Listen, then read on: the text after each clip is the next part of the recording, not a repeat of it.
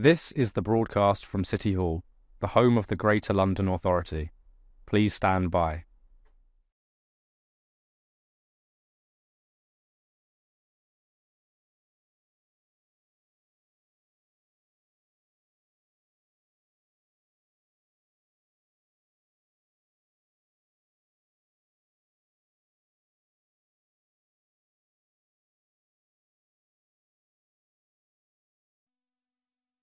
This is the broadcast from City Hall, the home of the Greater London Authority.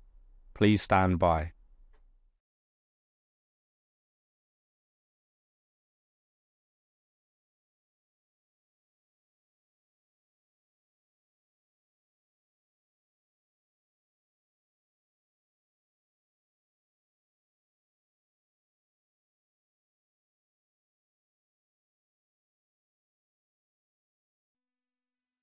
This is the broadcast from City Hall, the home of the Greater London Authority. Please stand by.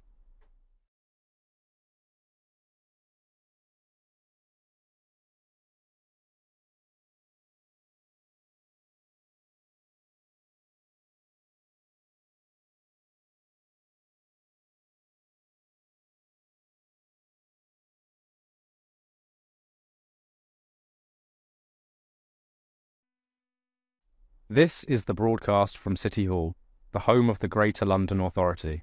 Please stand by.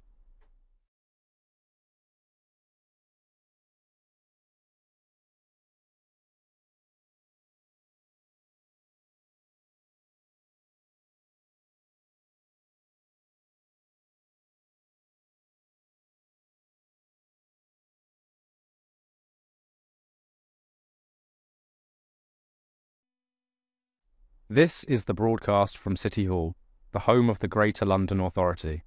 Please stand by.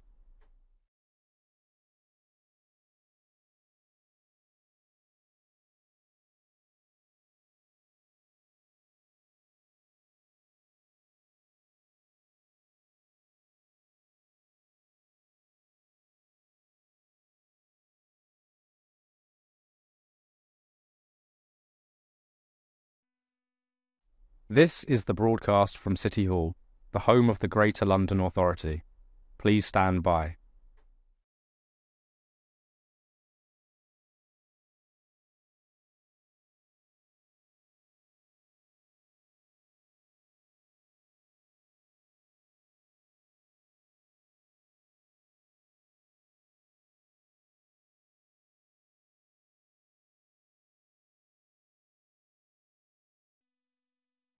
This is the broadcast from City Hall, the home of the Greater London Authority. Please stand by.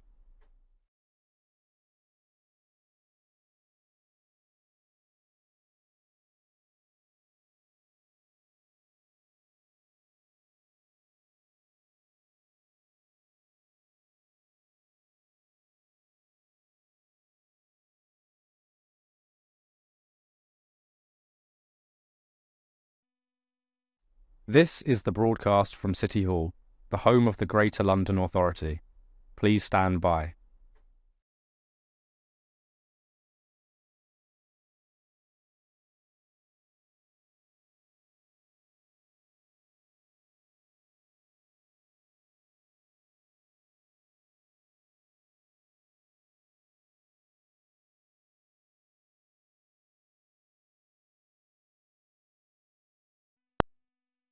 This is the broadcast from City Hall, the home of the Greater London Authority.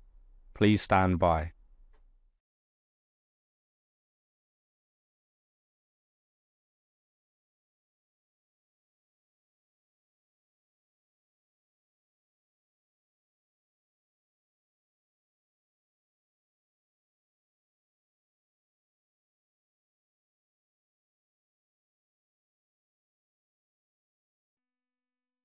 This is the broadcast from City Hall, the home of the Greater London Authority. Please stand by.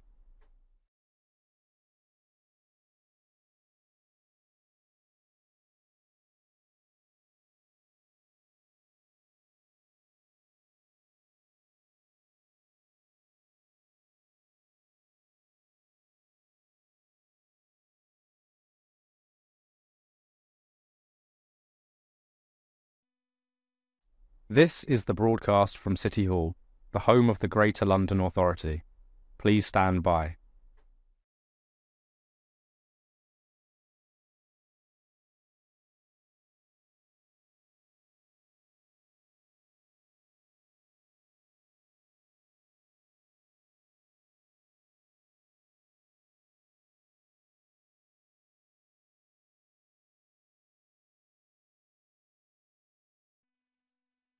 This is the broadcast from City Hall, the home of the Greater London Authority. Please stand by.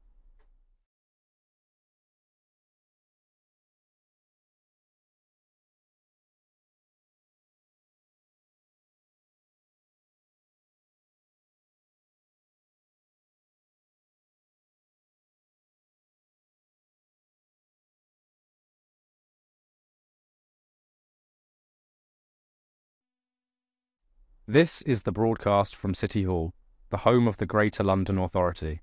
Please stand by.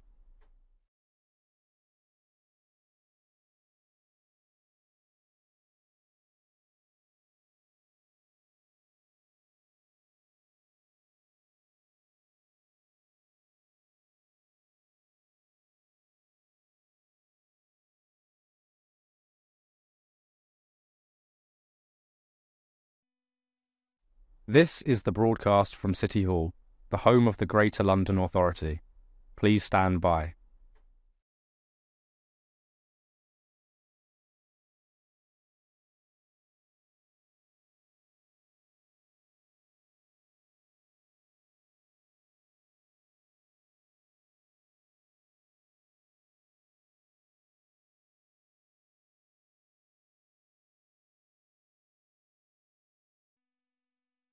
This is the broadcast from City Hall, the home of the Greater London Authority. Please stand by.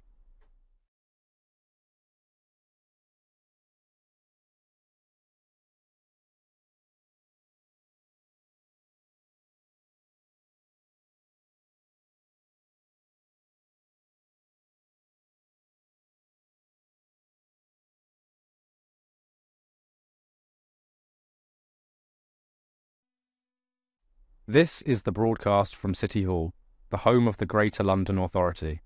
Please stand by.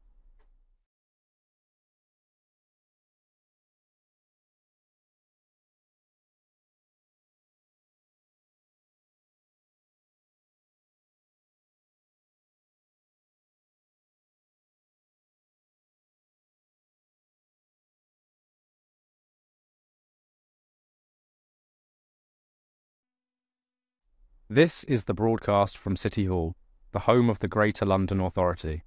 Please stand by.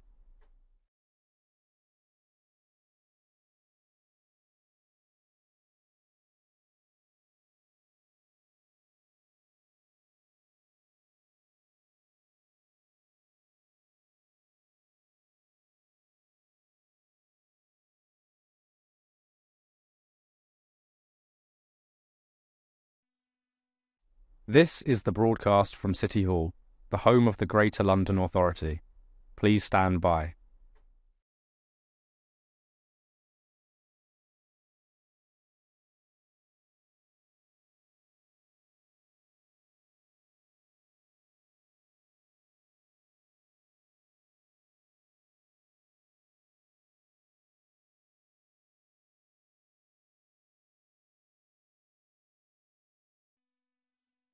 This is the broadcast from City Hall, the home of the Greater London Authority. Please stand by.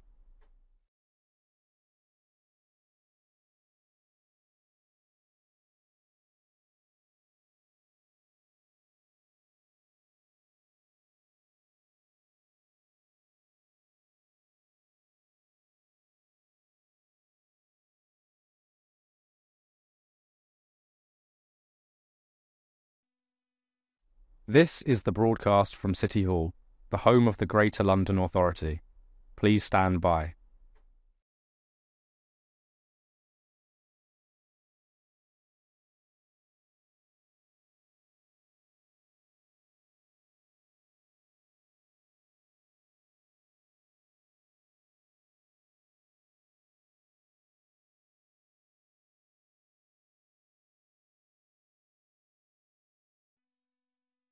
This is the broadcast from City Hall, the home of the Greater London Authority. Please stand by.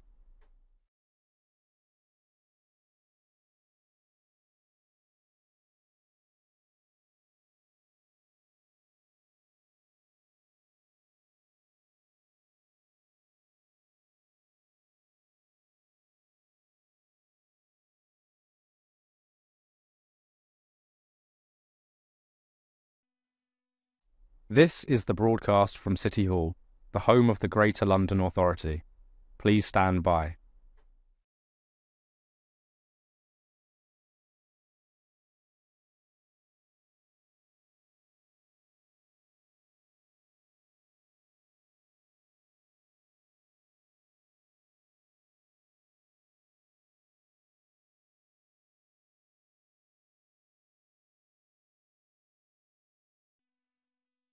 This is the broadcast from City Hall, the home of the Greater London Authority. Please stand by.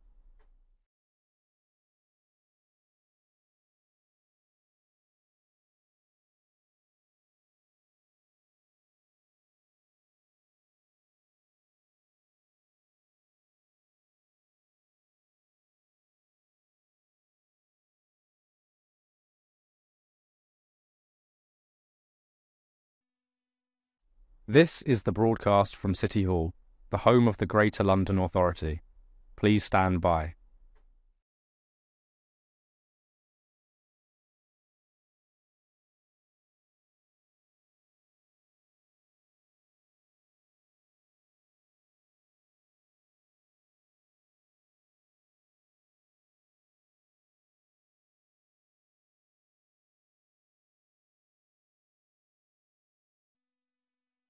This is the broadcast from City Hall, the home of the Greater London Authority.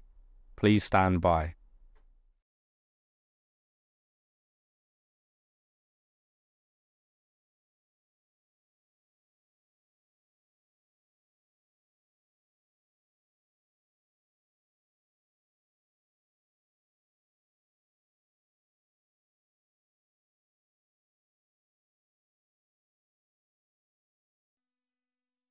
This is the broadcast from City Hall, the home of the Greater London Authority. Please stand by.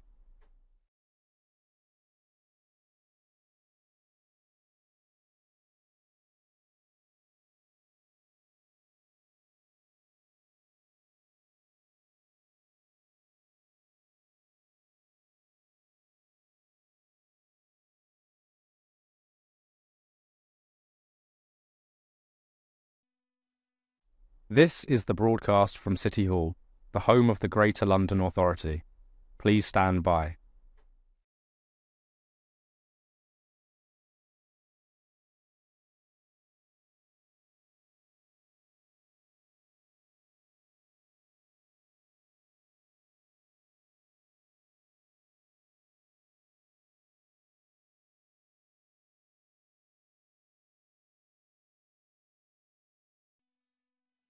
This is the broadcast from City Hall, the home of the Greater London Authority.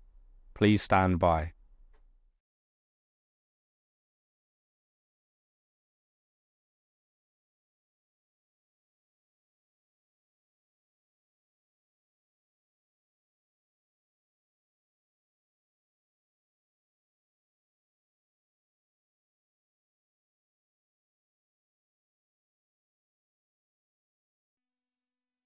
This is the broadcast from City Hall, the home of the Greater London Authority.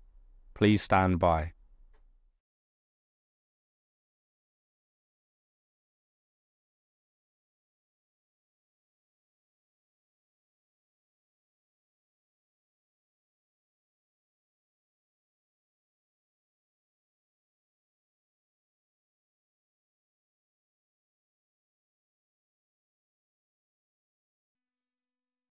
This is the broadcast from City Hall, the home of the Greater London Authority.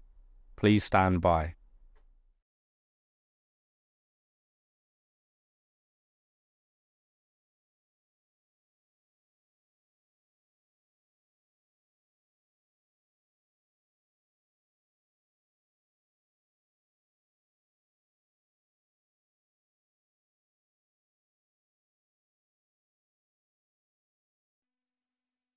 This is the broadcast from City Hall, the home of the Greater London Authority. Please stand by.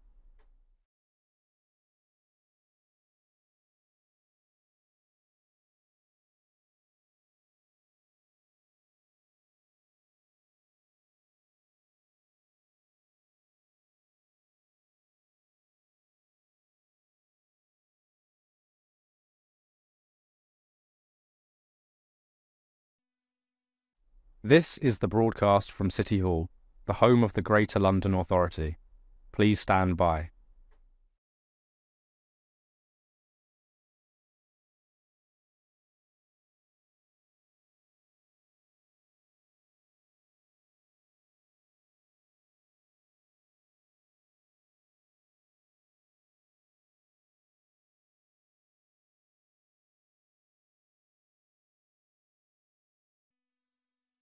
This is the broadcast from City Hall, the home of the Greater London Authority.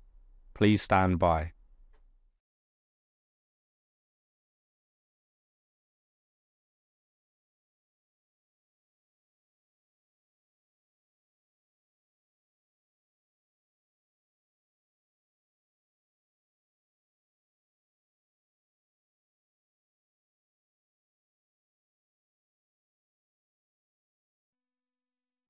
This is the broadcast from City Hall, the home of the Greater London Authority.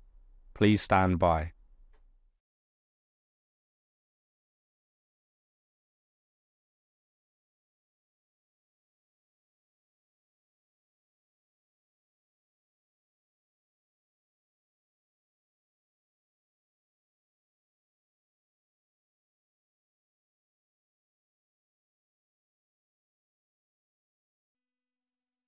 This is the broadcast from City Hall, the home of the Greater London Authority.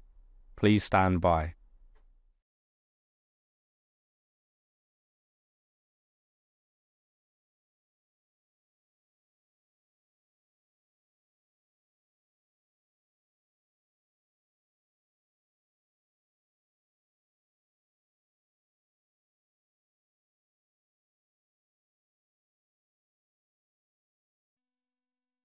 This is the broadcast from City Hall, the home of the Greater London Authority.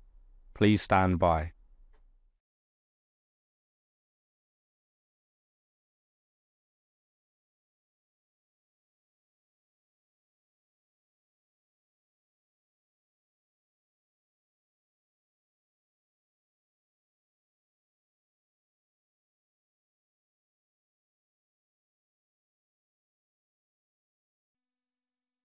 This is the broadcast from City Hall, the home of the Greater London Authority. Please stand by.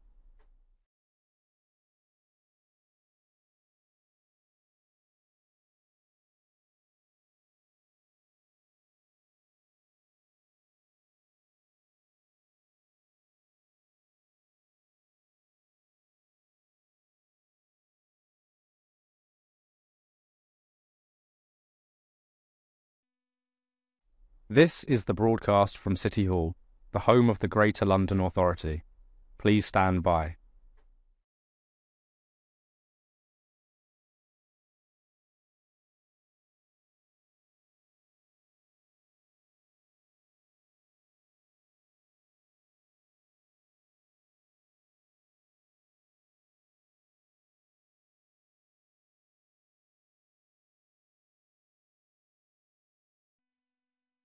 This is the broadcast from City Hall, the home of the Greater London Authority. Please stand by.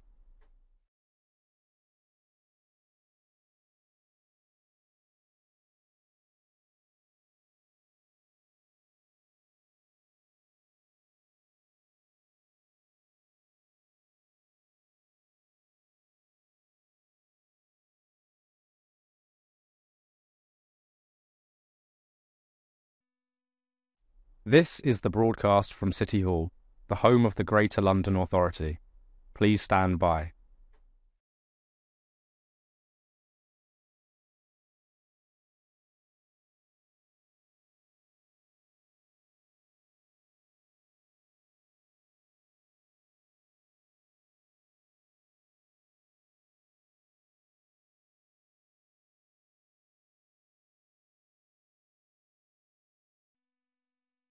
This is the broadcast from City Hall, the home of the Greater London Authority. Please stand by.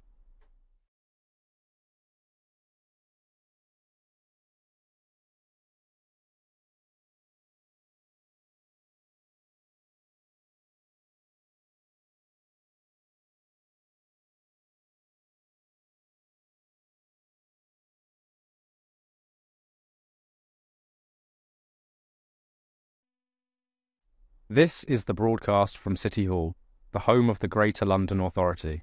Please stand by.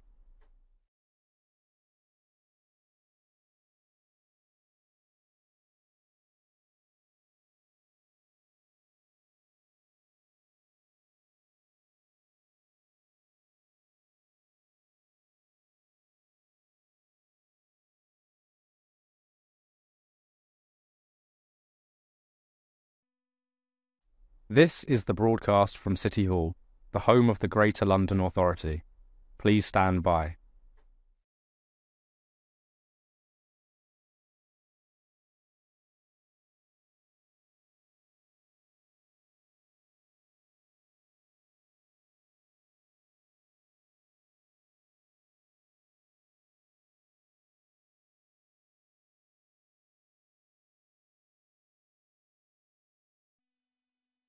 This is the broadcast from City Hall, the home of the Greater London Authority. Please stand by.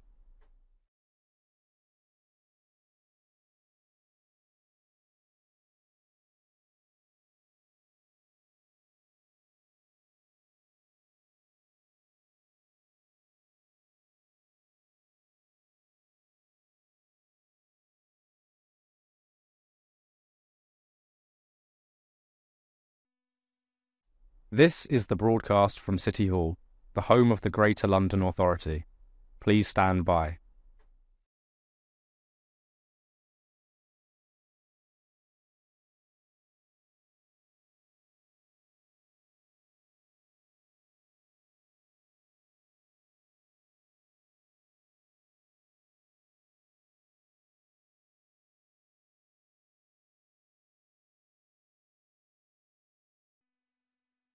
This is the broadcast from City Hall, the home of the Greater London Authority.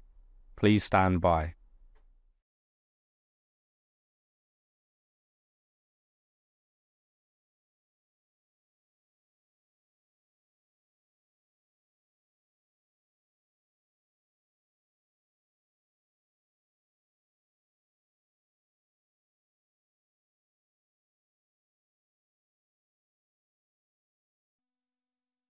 This is the broadcast from City Hall, the home of the Greater London Authority.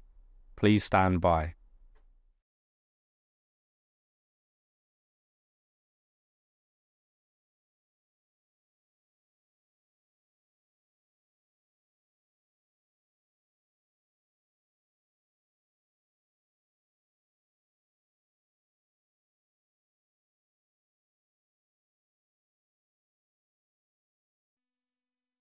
This is the broadcast from City Hall, the home of the Greater London Authority. Please stand by.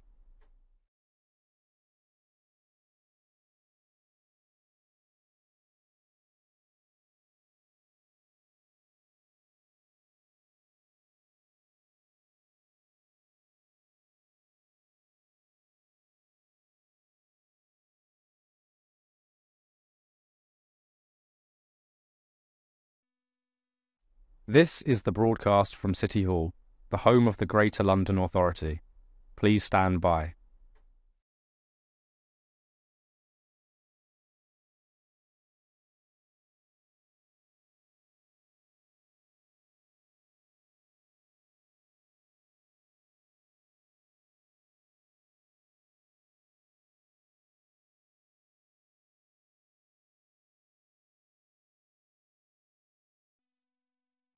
This is the broadcast from City Hall, the home of the Greater London Authority. Please stand by.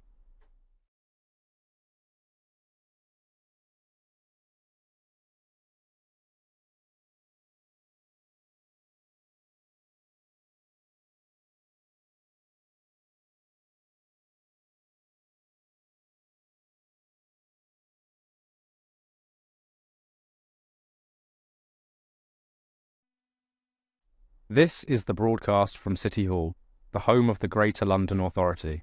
Please stand by.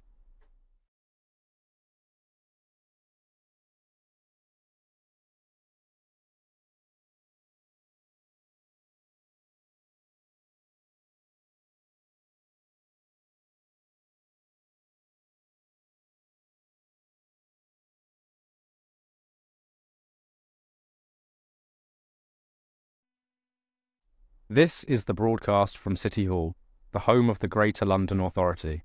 Please stand by.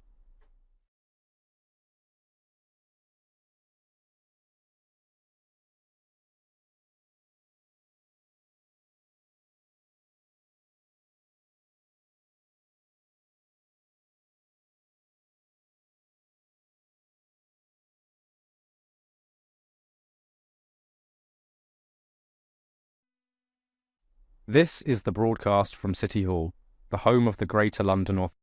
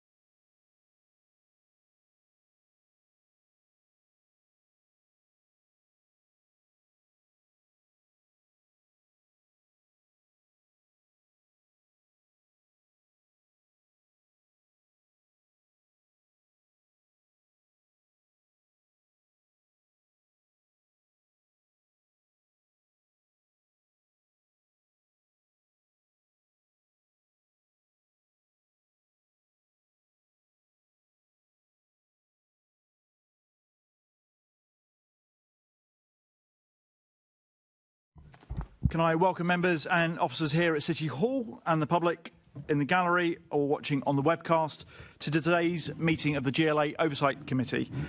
May I remind participants to turn off your phones or put them on silent, and can I ask members to ensure that any electronic devices are not placed in front of their microphones. Can I ask the clerk, Judith Smith, to confirm any apologies for absence today? Apologies have been received from Assembly Member McCartney. Thank you very much. So can we note the list of offices held by Assembly members for today, please? And can I also ask members if they have any disclosable pecuniary interests in specific items listed in the agenda? And I'll note, obviously, for our second panel that a number of us are members of London councils. Moving on to the minutes, can we confirm the minutes of the meeting of the committee on the 12th of June 2025 to be signed myself as a correct record? Thank you. And summary list of actions. Can we note the ongoing actions arising from previous meetings on the GLA Oversight Committee and additional correspondence sent and received? I now propose we take items 6 and 7 as the panel members.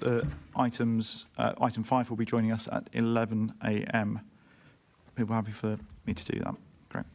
Okay, so we welcome today Mary Harpley, who is our obviously the Greater London Returning Officer in terms of the hat that you're wearing for today's meeting, and Alex Conway, the Deputy Greater London Returning Officer to the Chamber for this item. Thank you very much for joining us. So obviously we did an election review previously, and you've come to present your findings, and we'll have a session in terms of questions in terms of that report. So if I hand over to yourself, Mary, to start off with. Thank you very much, Assembly Member Mahfouz. So, this paper really covers two areas. We have tried to address a number of recommendations from the Election Working Group report. So we consider in whole or in part 6 further recommendations in this paper. But I also bring this paper because it's an important moment just to update you where we are on our thinking about how we count this election in 2028. And you'll see in the paper that we have concluded that it will be best for me to postpone my final decision on that until the end of this calendar year, because there are several things that we still don't fully understand. But I think it's important, if you have questions on it, for the two of us to explain our thinking on the two options ahead, which is to maintain a manual count like we did in 2024, or revert to an electronic count as we have always done before. And we always said in 2024 that counting manually was right for 2024, but that may not be right in the future.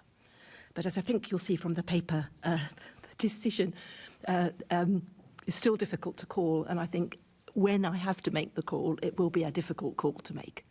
I think we are resigned to that, but it would be good to hear your thoughts on some of the thinking so far. So I'll leave the introduction there.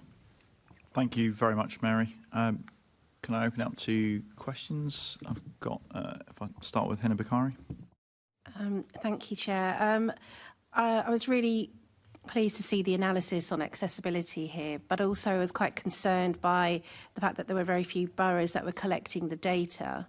How much did that hinder your analysis, and are you concerned that you may not have actually a good enough picture, really, across the board of London overall? Well, I mean, you're right, Assemblymember Bakari. Clearly, some of the boroughs don't collect this information. We can't oblige them to collect that information. I think probably the next sort of port of call on this, and it will be I suppose the 2026 local authority elections, and it will be good perhaps to see if we can talk to the Electoral Commission about what steps might be taken to encourage more information, and if we get more information for 2026, what we can learn. But one of the things that I've just picked up generally since working on accessibility issues is that things do, partly because the tech changes, for example, the kind of support you can provide for partially sighted or blind people, for example, is something that you need to keep under sort of continuous review. So I think we'll do that. But the next step point for me, I guess, is what guidance is issued in respect to 2026, and what do we learn in respect to 2028, in respect to what happened in 2026. So that guidance can include to at least track that data, and because the feedback was that they weren't never asked to, never requested to track this kind of data before. So that was concerning. I think that kind of highlighted me a real gap in the way boroughs are conducting elections. And one of the main things. I think so. So the first is we've got plenty of time between now and 2028. Although it would be good to see some of these things improved for elections between, of course, not just ours, the ones in 26 and 27, but also we are. As we say elsewhere in the paper, we are awaiting the government's paper on their plans around elections. And we do say in the appendix that, we might see some legislative amendments related to this picture as well. So let's see what comes there. and that may set some further requirements on all elections. I'm glad that we've pushed for this, and it's actually, I think, encouraging that approach. And the two areas that I was concerned about was the audio devices and hearing devices, and I think the neurodiversity. I think those are the main areas of concern that I think that there are some big gaps on. So in terms of that, are you seeing any ways of specific focus on those particular areas that the boroughs will be focusing on? And are there any challenges in those particular areas? Are you concerned in any way that they might not be met? So you'll see in the appendix there's a set of actions that we've laid out, which of course does include developing standardised neurodiversity training to that particular point. I think, I am sure there is appetite here across the borough teams to change some of this picture. Okay, and great. As ever, I think when we put focus on it, we'll see some change. And on the last action point on number 7, voter engagement and co-production, and you've said that the need to work with charities, disability groups, to co-produce guidance and resources. Have you got any detail on that particular action, on how that's going to happen yet? So I think, as per last time, we'll be reaching out to the relevant organisations. The time we worked last time with the RNIB to sort of try and better understand what sort of best practice was in respect of accessibility for polling stations. As I said, sort of neurodiversity, I think, would be a particular area perhaps to focus on this time round, getting some training in. I mean, we've had some great neurodiversity training within the GLA, and it might be there's some leads we can follow up there. So that is something we'll be following up. Okay, great. And I mean, clearly this reveals some gaps, doesn't it? So, this came from a recommendation from the working group. It proves it's an area we need to focus on. I think we'd be more than happy to include updates on this in our further papers to the committee. All right, well, thank you very much. I'm pleased that we made that recommendation. It made a real difference. Assembly Member Rossell. Yes, so obviously the mixing requirement was something that played into the difficulty of getting ward-level data. And we heard a lot of evidence from academic institutions about the loss of that year of data, given that we had 25 years worth of regular, every 4 years, data coming in from these elections. So it seems like you've raised that with MHCLG, and that seems to be in Are you confident that that mixing requirement may be removed?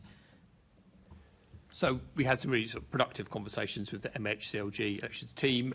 They, having looked across the board, could see no reason why this mixing recommendation exists. There's no parallel in respect of other elections.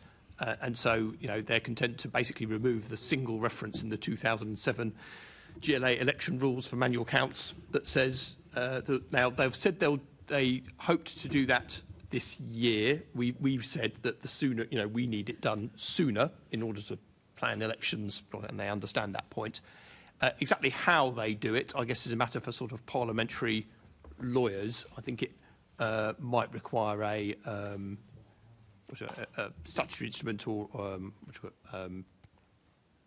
I can't remember if it's called negative legislation or affirmative legislation. It's not primary legislation, but it's a process that they'll need to go through. So we'll be pushing for that in the next few months. Mm-hmm. And then in terms of the difference between the sort of cost of a manual count or an electronic count, presumably there is more risk with a manual count. I mean, we saw things like the sign-off processes on the day as the results were coming in, which meant that count centres were having to make decisions about whether to keep staff there in case they were going to have to recount something. And that introduces a level of risk into the overall financial envelope of what that count is going to end up costing. So, and looking at the figures, the sort of inflation-adjusted figures for the counts over the years, I mean, obviously in 2021, where there were extra COVID costs, it was pretty comparable to the cost of doing the manual count. But the other years, even inflation adjusted, it was significantly cheaper doing a manual count. Obviously, we can't say we're not going to have COVID type expenses that we can't anticipate. But do you think that there is a financial reason to actually do you think that that outweighs the kind of other flexibilities that you get from doing the manual count? You know, with the electronic count, it is, you know what it's going to cost, you know how much space is needed, and it's, yeah, it just sort of feels a lot simpler than doing it as a manual count. So I think we'll probably both have a go at that one. I think I agree, Assemblymember Russell, what you're saying, but I think there are just too many factors. So to make it that clear cut, because in fact in the paper we're saying we don't really think cost is a key driver. So remember, we did think that a manual count was going to be less costly. That's where we started off. It wasn't in the end the primary driver of our decision to count manually, but it was a consideration. But then not only did we have to have the big venues because of the mixing rule, but, you know, inflation then went rampant over 2 years, and of course the staffing levels required for the manual count were considerable. So that was that sort of changed the cost picture. I mean, the most obvious point to make is until we have, if were we to decide to count electronically, until we have procured a provider, we don't know how much it's going to cost. Yep. And we do know that this is a very small market, and we imagine there will be interest in the contract, and we imagine we will get to a successful procurement. But we can't be sure until we've done that, and only when we've done that will we know the costs. So even if we were to go down that route, we have to have an eye on our fallback position being a manual count, should we not be able to conclude a successful procurement. So that's the first thing. I mean, the other piece in terms of risks, you know, there are risks with technology. Yeah. So however well we planned an electronic count, you know, we've been fortunate so far over the years, but, you know, we could have a serious outage on the technology, a serious problem in the technology that we would still have to have contingency days at the venues booked, things like that. And there are some considerable testing and rehearsal requirements of an electronic count. So, of course, all the borough teams are very familiar with a manual count, but the electronic count, we have to have specific training for the system and all the rest of it. So I think there are different risks under different scenarios. Are you also planning for the eventuality that the first choice, second choice comes back into the mayor election process? Are you planning for that? Well, as you can see, we recognise that is absolutely a possibility, and we will have to continue planning for that until we get certainty either way. But would that affect the decision between the manual and the electronic count, because it's just another layer of complexity in the counting process? Well, I think we even say in the paper that, you know, should there be restoration of the second preference vote, it certainly strengthens the argument for electronic. But it doesn't then make that decision for us, because, of course, as I've already said, we've got the whole procurement process we would have to go through anyway. remember, we continue to live with considerable sunk costs from our postponed election. I mean, that's an event unlikely probably to happen in any of our lifetimes again. But electronic count has a huge amount of upfront costs that are then lost if the election is postponed. And of course, the other big one is the possibility of a combined election in 2028.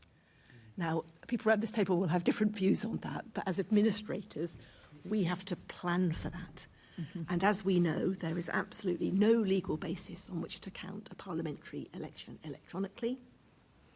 So if we were to face a combined election and we were counting electronically and the boroughs were counting the parliamentary manually, there's a whole further set of considerations and risks with that. So, I mean, all of this is in the pot at the moment in terms of thinking. And sorry, one final question. Just if you do go for a manual count, just to double check here, that if the mixing requirement goes, then getting that those data sets at ward level for all the academics out there who like following election nerdery, that's possible to achieve on a manual count. So it is, of course, possible. I think one of the recommendations from the working group is that I was to come back with a sense of the costs and the time and cost that will be added to a manual count by meeting the requirement for that data. And I think that's the work we still need to do.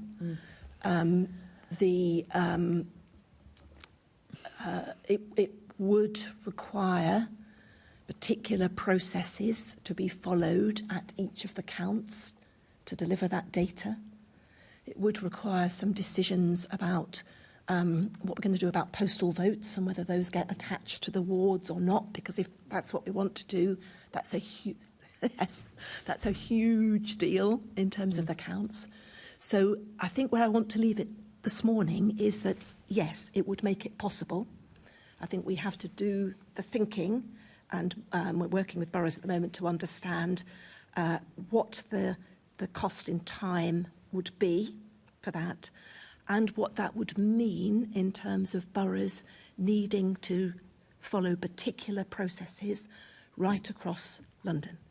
Now, which I, in theory, can direct, but as we know, this is all a partnership, and I have to rely on an army of people across the boroughs, and a set of constituency returning officers, of course, who have their own powers and their own responsibilities alongside mine.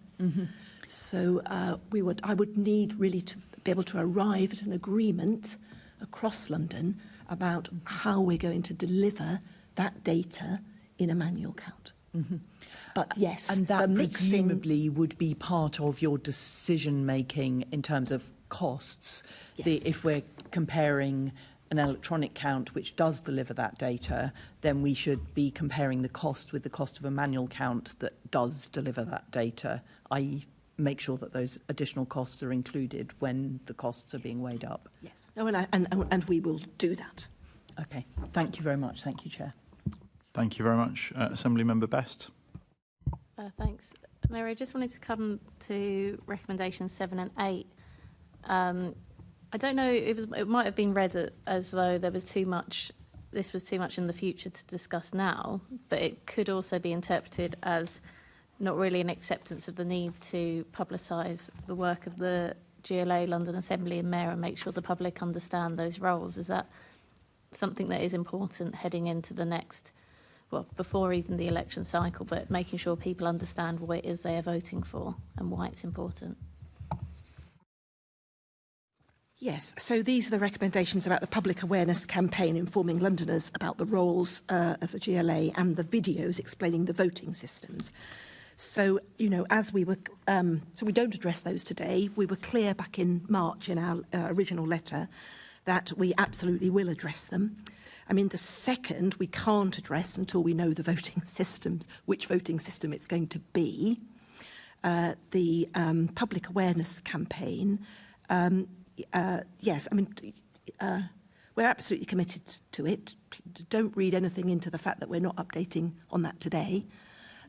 It's July 25. We've plenty of time to get that work going.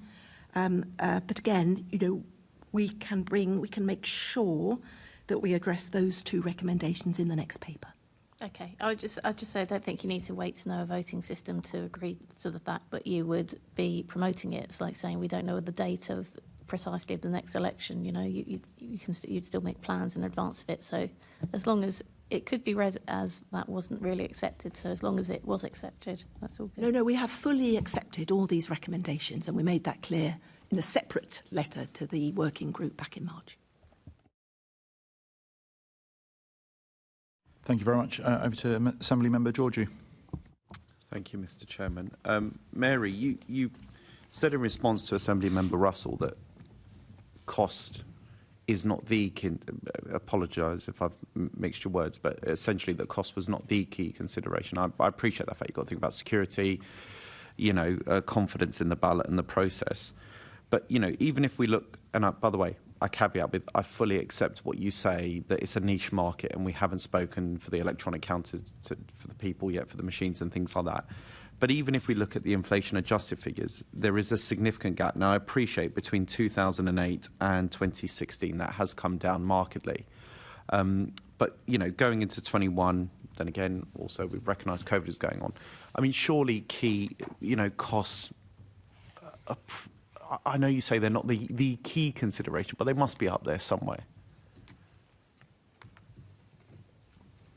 I mean, I think they are. I guess our reflection on 2024, as Mary was saying, Assembly Member Georgiou, is, you know, if we hoped that the manual counts would be cheaper, that was demonstrably not the case, for reasons we completely understand, to do with the costs that boroughs have to incur.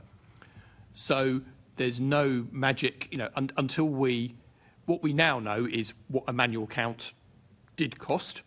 And there are probably things we can learn from that could potentially can sort of constrain costs next time round, but equally there could be other factors we would be sort of aware of.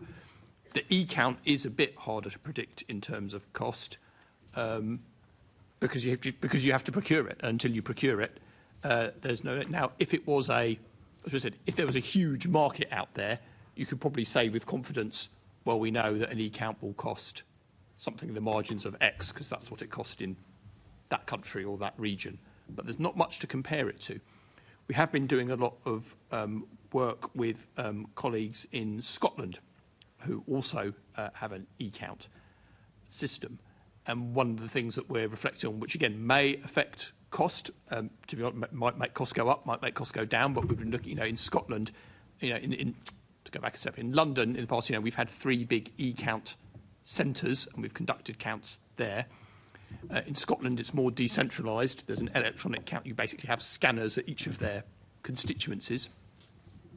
And there's some attractions to that kind of idea. You know, if you brought that in here, could you have, you know, a more localised electronic count at borough or constituency level?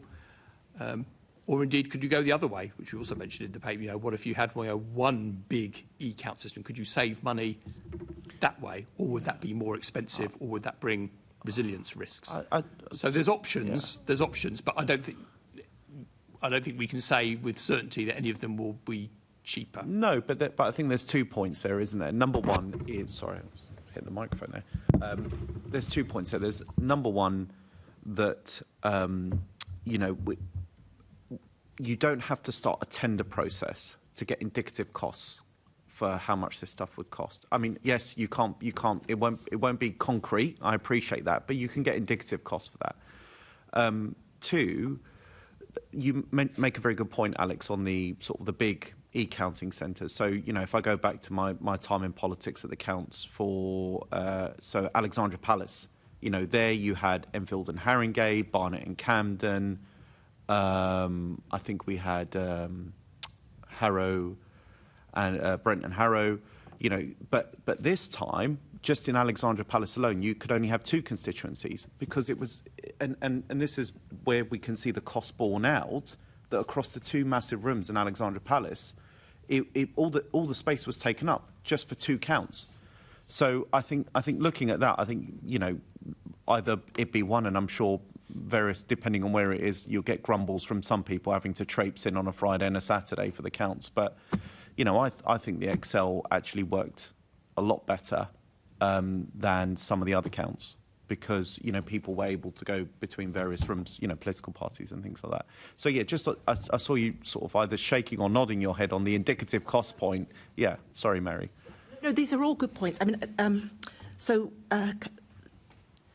cost will, of course, be a factor. Let's just make that clear. And, you know, as you're all observing, the inflation-adjusted figures, which, again, were asked for by the working group, so another really good recommendation, you know, certainly appear to indicate that going electronic would be the cheaper of the 2 options. So, yeah, there's no doubt about that. And also, you're also right that one of the reasons that the manual count cost us, you know, significantly more than we had originally thought was because we were we asked boroughs to staff up their counts because we wanted to deliver the results in good time. And of course, you know, as we know, the results were all delivered on the Saturday, but that's because we had well-resourced counts, which took up a lot of space. And that was all part of that. I was only just responding to, I mean, we'll have to take this back to our team. I am not sure how accurately we can predict the cost of the electronic count before we kick off procurement. That was what I was responding to. No, I just because it's a tiny market, and you know what worked in Scotland and how Scotland went about it will be very different to London. So that was what I was responding to. No, I appreciate that. I mean, Scotland still has a proportional system. I mean, we do obviously to some extent, but you don't need the electronic count for the top-up list members because that's just a mathematical equation. On the one point that you mentioned with regard to it being done on the Saturday, and I don't know if you'd agree with me, I think part of that is we're now reaching a threshold in London where we're getting to about 50% of London boroughs will start doing next day counts, which I know we've sort of crept up in advance of 24, and I think that's probably helped, you know, officers relax a bit more, you know, close of poll on the Thursday and get their teams in place for the Friday. And I think that's probably where things have been sped up a bit. I think if this had been 20 years ago, probably be a different story if we were doing manual counts in 2000 and 2004. On the risks, and Mary, you mentioned contingency planning. So I guess one of my questions to you is there, let's say, for those contingency plans, looking at e-count and manual count, and obviously your concerns around site availability if we do get into the Sunday and the Monday, depending on how close counts are. As I understand it, most of the buildings that we use are owned by councils anyway, so therefore contingency planning for those extended days can, 1, be cheaper, and 2, be a bit more secure. I mean, is that the case? So I'd say that's another good point, Assembly Member Georgiou. I'd say that's very contingent on whether you end up counting at a constituency level or at a borough level. And again, it's something we would only ultimately find out by doing, frankly. But yeah, the question is, isn't it? Yeah. So given that we could now mix votes, if you had a manual count or even an electronic count and you did it at a borough level, could you use smaller venues that would not have the big costs attached of the larger venues that we had to use last time? So there could be savings there. As you wrote, the contingency is another big factor because, frankly, again, you know, we had to book the big venues for an extra couple of days because there could have been parliamentary counts were going to have face the same decision in 2028. And you're right, if it's done at a borough level, that would that potentially makes the whole count system a bit more complicated because you're carrying out more counts, but equally it might make it more cheaper, and it could, of course, also work better with a simultaneous parliamentary election if you were doing things at a borough level. So these are all just things we're going to need to weigh up and discuss with boroughs. It's worth saying, we're having those conversations with boroughs now. Now that we have, now that we're expecting that legislative change about what the views are around that, and it's mixed. Okay, that's helpful. And thank you, Alex, for that. And I think this is more of a comment than a question, just to feedback. So one of the interesting things about the Alexandra Palace count and the difference between the two rooms, so Enfield and Haringey, where I think Enfield was the lead borough, it was really, and this goes back to your point about chief execs and returning officers have some discretion, but I think we really do need to look at what are they planning to do, even if they decide to go on that, what they're planning to do, because Enfield and Haringey was extremely convoluted in, oh yes, this polling district in this ward will be at tables 1, 2, 3, 4, 5, 6, or A, B, C, D. Whereas if you went across to Barnet and Camden, far more straightforward in how they did it. So I think just one thing to take, and Havering and Redbridge when I was at the Excel on the Saturday, far more straightforward, so as well as other constituency counts. So I think that's one thing to take back, that if chief execs are inclined to do their own thing, at least to let you know, and perhaps you can persuade to say, let's try and keep it uniform and straightforward. Might be worth making, again, as you say, for 2024, of course, we were doing that manual count for the first time, and different, as you say, different people had different times. Now, of course, we learnt from that. You can look now at the numbers of staff that boroughs employed and the different methods they used, and you can see who was quickest and who was slowest. So there are definitely lessons to learn for 2028 there, and the potential, of course, to use direction powers and so on. But as Mary was saying earlier, we have to be potentially cautious about that as well. But there's definitely lessons to learn. As you say, the adjacency of the counts in venues like that really expose the differences. Yeah. Absolutely, yeah. I'd seen it, the difference between the GLA count and the constituency, obviously just a couple of months later, where a different borough I'd not been to before, and how it shouldn't be done. But there we go. So I'm going to pass over to Assembly Member Duval. One of the problems that we encounter for the next phase of this work is different timetables, isn't it? You have in your mind a procurement timetable, next steps. There's a government timetable. There's electoral commission timetable. So what can you tell us about their timetables? Are they keeping to their timetables? Or have you been informed what you think when they're going to publish their view? Because obviously government isn't going to move before the Electoral Commission does theirs. Are we on track? Can you just give us a bit of commentary around that?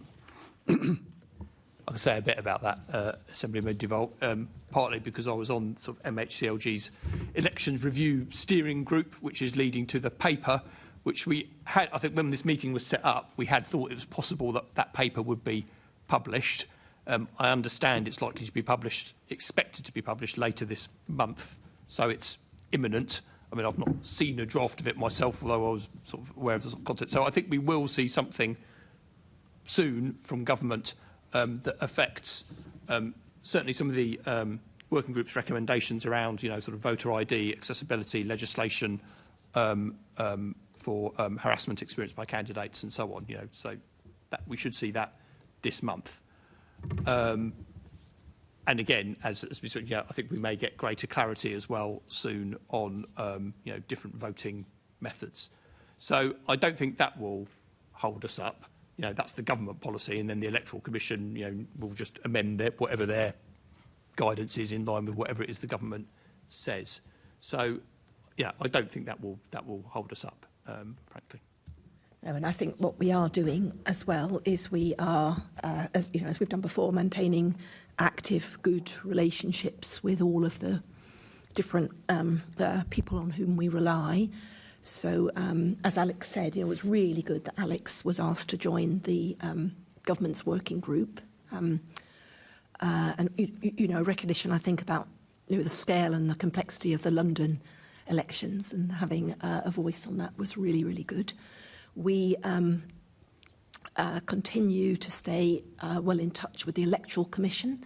So Alex and I and the rest of the team had a meeting with them in the last 6 weeks or so to touch base with them, and once the paper appears from government, we will then reconnect with the elections team in government and with the Electoral Commission. So, you know, that doesn't all go quiet. We're working hard on that behind the scenes. And in some of that work, I think you alluded to in some earlier answers about some of your work streams in terms of engagement with the accessibility analysis, and some of that work is ongoing, isn't it? So is it, what I can't understand, those work streams that you're doing, even though that you're in the loop on some of these different groups that are influencing the final outcome,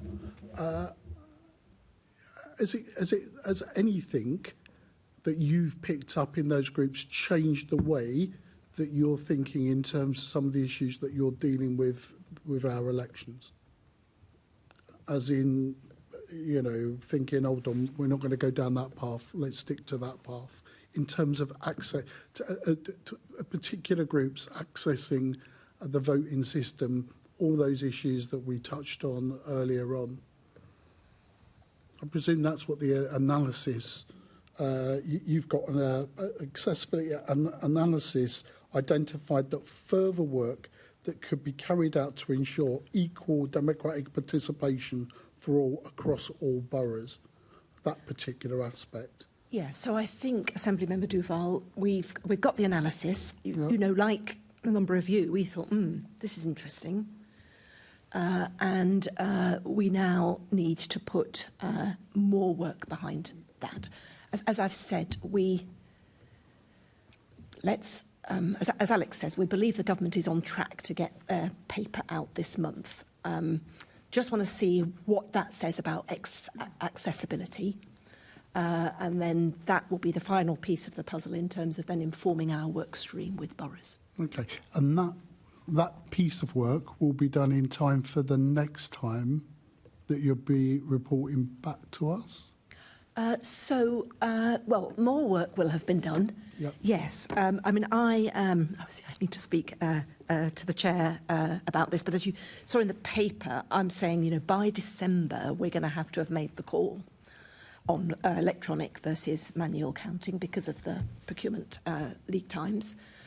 So I would like to come back, you know, late this year, very early 26, with a further paper, and we can certainly pick up on the accessibility work there.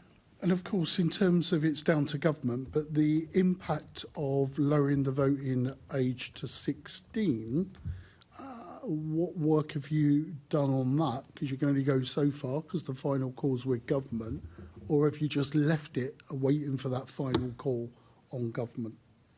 We haven't done any particular thinking about that. We're waiting for the call. I know our colleagues in boroughs will already be thinking about some of that.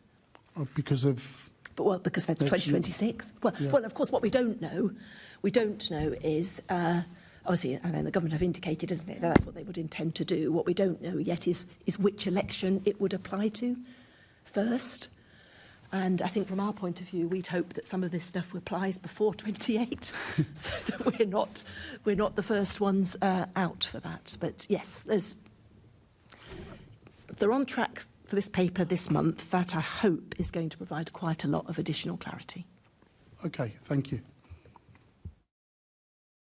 Thank you. Assemblymember Russell. Yeah, I just wanted to pick up briefly on something that Assemblymember Best raised, which was about the learning from different examples of information about voting systems. And the reason that recommendation was made was because the description in the pack, and I don't have it with me, but broadly, it implied that you were voting for a London-wide member, whereas what we really need to get across is the proportional nature of that vote. So I just wanted to make that absolutely clear, because I think that is the thing that's really important. But also I wanted to just raise that this links to the point about making clear, you know, what the Assembly's for, who we are and how we're elected is really important. You know, we're going to be talking about devolution later on this morning, and the fact that the Assembly is elected proportionally by Londoners means that it has a very different makeup from the leaders of London councils. And I think it is a really important piece of communication to be done so that Londoners get, you know, sort of understand what's particular about those London elections compared to all the other elections that they take part in. So just, yes, can you make sure to pick up on that? Yeah, no, we absolutely will. We absolutely understand the importance of that recommendation.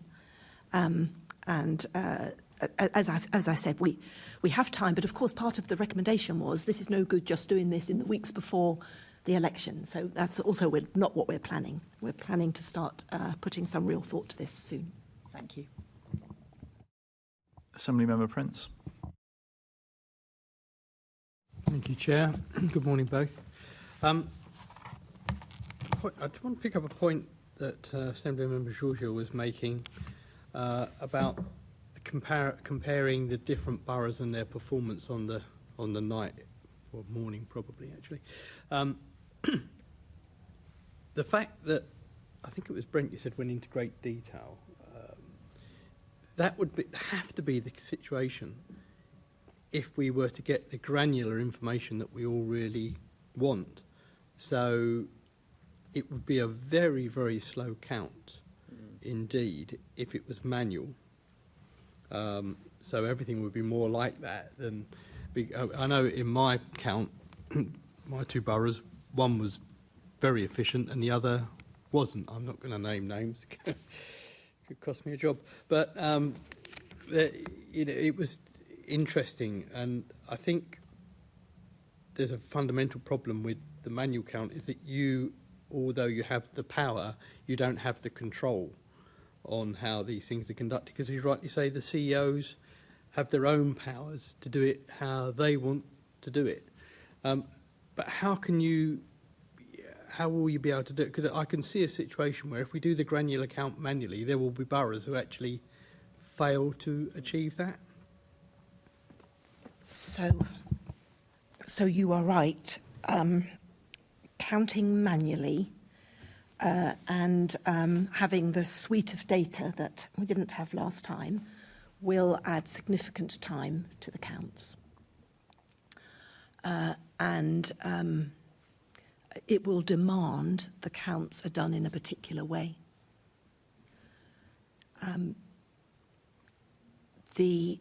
However,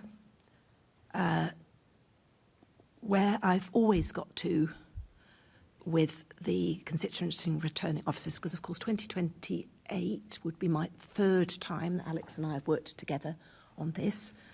Well, it was all right last time. And what we always managed to establish, and there was great willingness to establish, is that really we should have arrangements that are consistent across London. So everything from, you know, when people are beginning to get their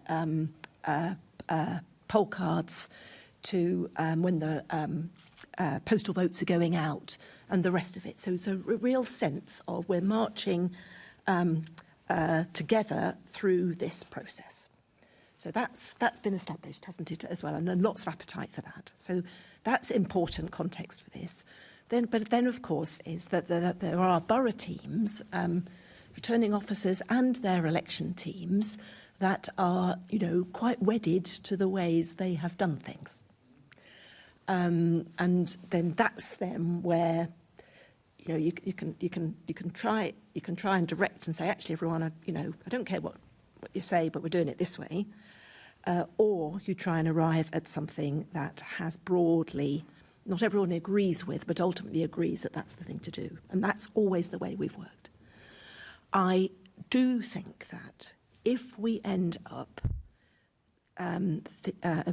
deciding that manual counting is the way for 2028, we are then going to have a very detailed conversation about what that means for data, what the data will be, and how the counts will be run to make sure that the data is produced consistently across London. And with the time associated with that and the costs associated with that. Thank you. So we do know that's if we go manual, that's a conversation we're going to have to be in. I agree with you totally, everything you've said. And I really do think it will be difficult to get down to that granular level if there is manual counting. The reason we went manual this time wasn't because we all thought it was a wonderful idea, it was because there was the real risk of the general election at the same time, and my understanding is that we weren't quite sure how that did. Obviously the general election always takes priority over whatever we do, but they have this thing called, I think it's called reconciliation, you might have the right word, I can't, verification, that's the word, where of course people, and I think there is a real risk that there could be a general election at the same time as our election when it's due. There is a real risk that people will put the wrong ballot paper in the wrong box. If you've got a GE and a GLA box at the same venue. If we go for electronic counting, is it possible that we could do an electronic count and a general election on the same day? Is that possible? Because that was the reason why we didn't do it. So. There were two reasons why we went manual. The first was the removal of the second preference for mayor, which it felt like, made thinking about manual possible. And then, as you say, what felt like a very real risk of a combined election. And of course, the general election came only 6 weeks later, 8 weeks later, or whatever it was. So, we only just dodged a combined one by a few weeks. We need to give more thought to this, but nobody wants a combined general and GLA election. It's not happened yet, and we would really rather it didn't happen on our watch.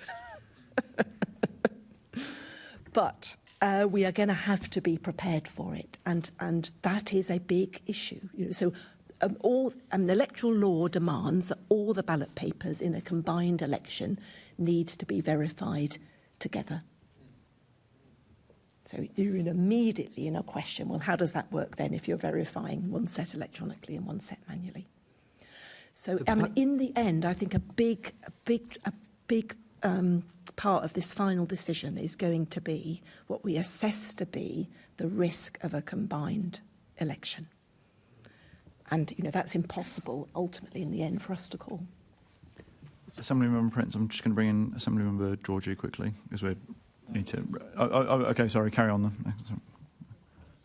It was just on your point, Assemblymember Prince, I think about, can you... I think you're asking, there would be a general election manual count. Could you have a GLA e-count simultaneously, I think you said. So I think the answer is you could have those two counts. It's basically the same people doing those counts. So, you do the parliamentary first, and we had timetables ready for 2024, which we'll be dusting down and revising for 2028 about how that would work. But you do the parliamentary first, then you do the GLA, whether it's electronic or whether it's manual. That's how it would work in practice. Okay, that's fine. How are we doing for time? Do you say you want to? I won't. Thank you very much. Sorry, did you want to very, very quickly? Just on, if they don't get rid of the mixing thing, is there anything in law that says we just can't swap one over? Like, is there a minimum requirement for how many you can do? We had all those discussions we had last time round. I think the ultimate feeling was best to comply with the law as it's stated. So what does the law say then? The law says you will mix all the ballot papers. Okay, fine. All right, thank you. But in any case, we feel confident this will be removed for 2020. Right, thanks. Thanks. The way you asked that question, I thought we might need a DJ to answer it. But just very, very quickly, just in terms of looking forwards, Mary, you referred to the December deadline in terms of making a decision. So very much in terms of your answers, you were suggesting that you can't really do soft market testing for this type of procurement, but you would want to know how much the cost of going down an electronic route would be, but effectively have a manual as a backup to know in terms of cost comparison. When do you need to finalise a scope for that procurement exercise? Well, we're working on that now. Because we would have to, formally start procuring early next year. So I think in terms of timing of coming back here, just thinking aloud a little bit, probably something like November would probably be best. So you could bring forward a scope, back our very latest scope for the procurement in November? Well, the very latest, the call we think we're going to make and why. Alex, looked like you wanted to come in. Well, only just to say, just to clarify that we are talking to e-count providers. So I wouldn't quite call it soft market testing, but in terms of knowing that there are people out there, and of course we have conversations about money as well, but they tend to be along the lines of, well, you can do it depends how you want to do it. So we're having those conversations around. You could have something that was decentralised. You could do something that was different. And with some very broad ballpark figures, but I think you do have to go through the procurement exercise before you come up with something that's robust. So you're having a look at how you might shape the scope of the electronic count in order to get the best value for. And we've done that through TfL. There are procurement means there's a formal way of doing that, and we've been doing it. Great. Okay. Well, thank you both very much for joining us today. And if I can just ask the committee to note the report from the returning officer. And note the returning officer's proposed route to a decision on the counting of the GLA elections for 2028, including coming back to us in November of this year. Thank you very much. Okay, I'll now break for a short break until 11 o'clock. Thank you.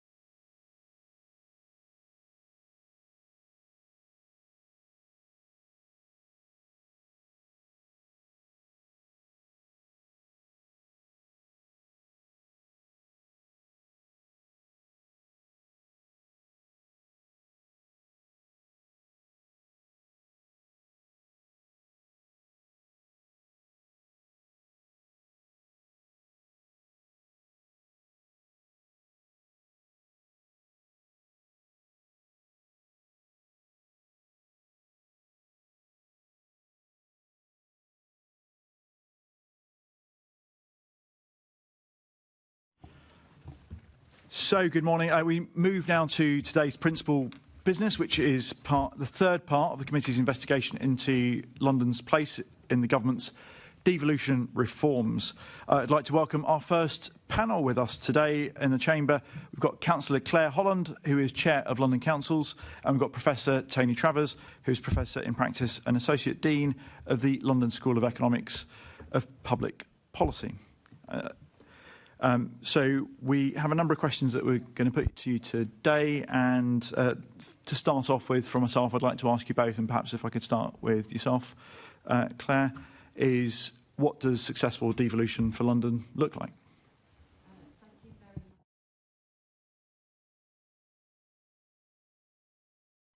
Thank you. Oh, that's better. Thank you very much, Chair, and thank you everyone for inviting me to give evidence today and for this opportunity. Just before I set out about the vision, our vision for devolution, I thought it might be helpful just to explain who London Councils is. We are the cross-party collective of local government in the capital city. We are the 32 London boroughs in the City of London. And at the moment, we think this moment with the new government and the devolution agenda across the country, it's a really important moment in terms of London's devolution. So we approach this from the starting point, what is best for London and what is best for Londoners. And for me, it's about ensuring that London government has the tools that we need to deliver for our communities and drive growth, whether that's at regional, sub-regional or local level. So part of that is about powers and funding. And we've seen some positive steps in that regard with the confirmation of an integrated settlement for London next year. But it's also about structures, and that's been an area of focus for us as London Councils. So given that there has been a lot of conversation around that and maybe some misunderstanding, I thought it might be helpful to set out what we're saying is our position from the start. So we know that joint working between the GLA and boroughs, it's critical, absolutely critical to deliver for Londoners in so many areas, whether that's new affordable homes, delivering retrofit works, helping people upskill and find work, or driving that growth across the capital that we need. We already work very closely with the GLA and the Mayor on a cross-party basis, and we do that through London Councils on our shared priorities. And we've seen really good recent examples of this through Warmer Homes London, which is about our joint body to accelerate retrofit across the capital, and also the London Growth Plan that we jointly with the Mayor, the GLA and London Councils. And we also acknowledge that we're really lucky to have a Mayor and Sadiq Khan who recognises the importance of working in partnership. And he works very closely in partnerships with the boroughs, and that has enabled us to make really good progress in recent years. But currently, colleagues, that is a system that is based on voluntary collaboration and goodwill, and we can't take that for granted. So you may have seen that we set out our view, and what our view is about formal structures being needed for joint decision-making between the Mayor and boroughs over relevant powers and funding, and that's very important. And we believe that this will put us in a stronger position to deliver for Londoners and make the best use of our collective resources. So the question around joint decision-making for us is not about fragmenting London government, it's about hardwiring collaboration into the system of London government. It's about building resilience so that we can weather whatever is thrown at London in the future. It's about enabling us to make quicker, more effective decisions because we have clearer structures around decision-making rather than getting bogged down in negotiation on a case-by-case basis. And all that, we feel, will mean that we have greater stability and certainty for the long term. We can deliver more for Londoners. We can align our collective resources and ensure that we're all pulling in the same direction.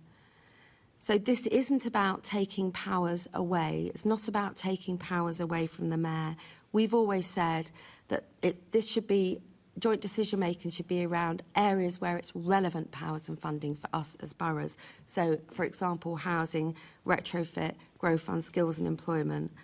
So we're not saying that there should be any change around strategic planning or TfL or mayoral development corporations. It's really important that we have a strong mayor with a strong voice for London, with strategic oversight of London. That's a vital role. It's also not about replacing the London Assembly. You do vital work in your scrutiny function of the GLA and the mayor. As borough leaders, we have a different role, and it's not about us stepping into that space. We are place leaders and decision makers of our own boroughs. We want to help the system work more effectively so we can deliver better outcomes. And finally, if I could just clear up another misunderstanding, it's not about a combined authority for London. We've seen combined authorities in other parts of the country that are working really well, and we can learn lessons from them. But we're 32 boroughs in the City of London, and it would be unwieldy to have the mayor sit round the table. We're 33 leaders. We get that. So we are saying that there need to be bespoke arrangements for London so that we don't need all 33 leaders at the table at the same time.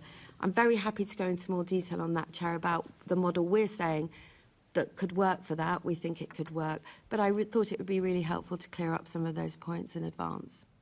Thank you so much. And we will come back to the collaboration work coming up in terms of a set of questions. So I'll hand over to Tony. Thanks. Okay, well, I'd too like to thank the committee and you, Chair, for inviting me to give evidence this morning.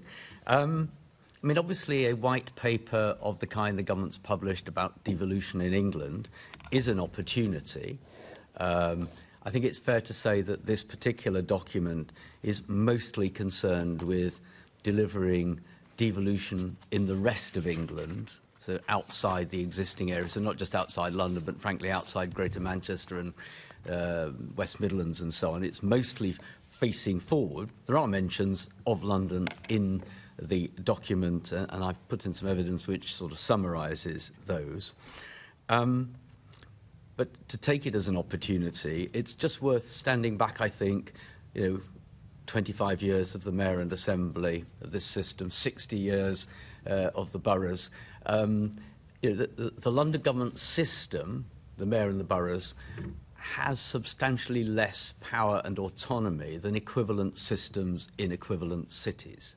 So if we were to compare London to New York, which is in many ways the easiest comparison to make, similar size city, similar population, similar economic activities, or Tokyo, a very different city, but a very big one like London, bigger even than both the other two, New York and London, those authorities, their mayors or governors have far more power than is in the hands of the mayor and the boroughs collectively in London. So I think that's worth banking as a long-term issue.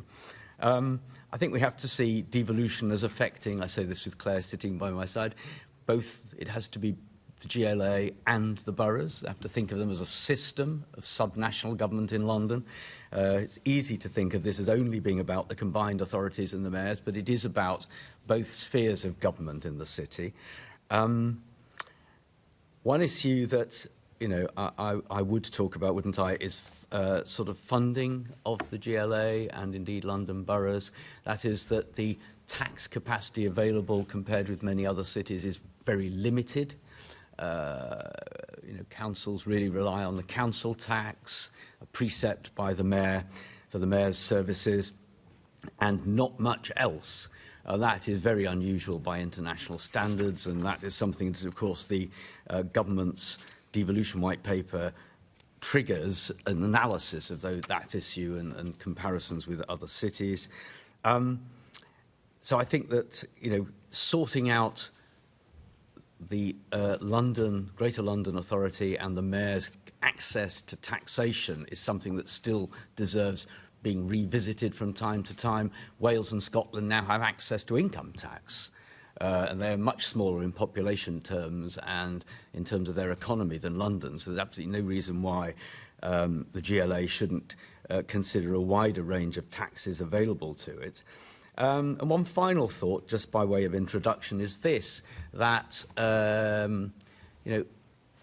democracy in this country and many others is under threat. People trust liberal democracy less than they used to, significantly less than they used to. But if you look at all the polling on the subject, they do trust local, subnational government more than national government.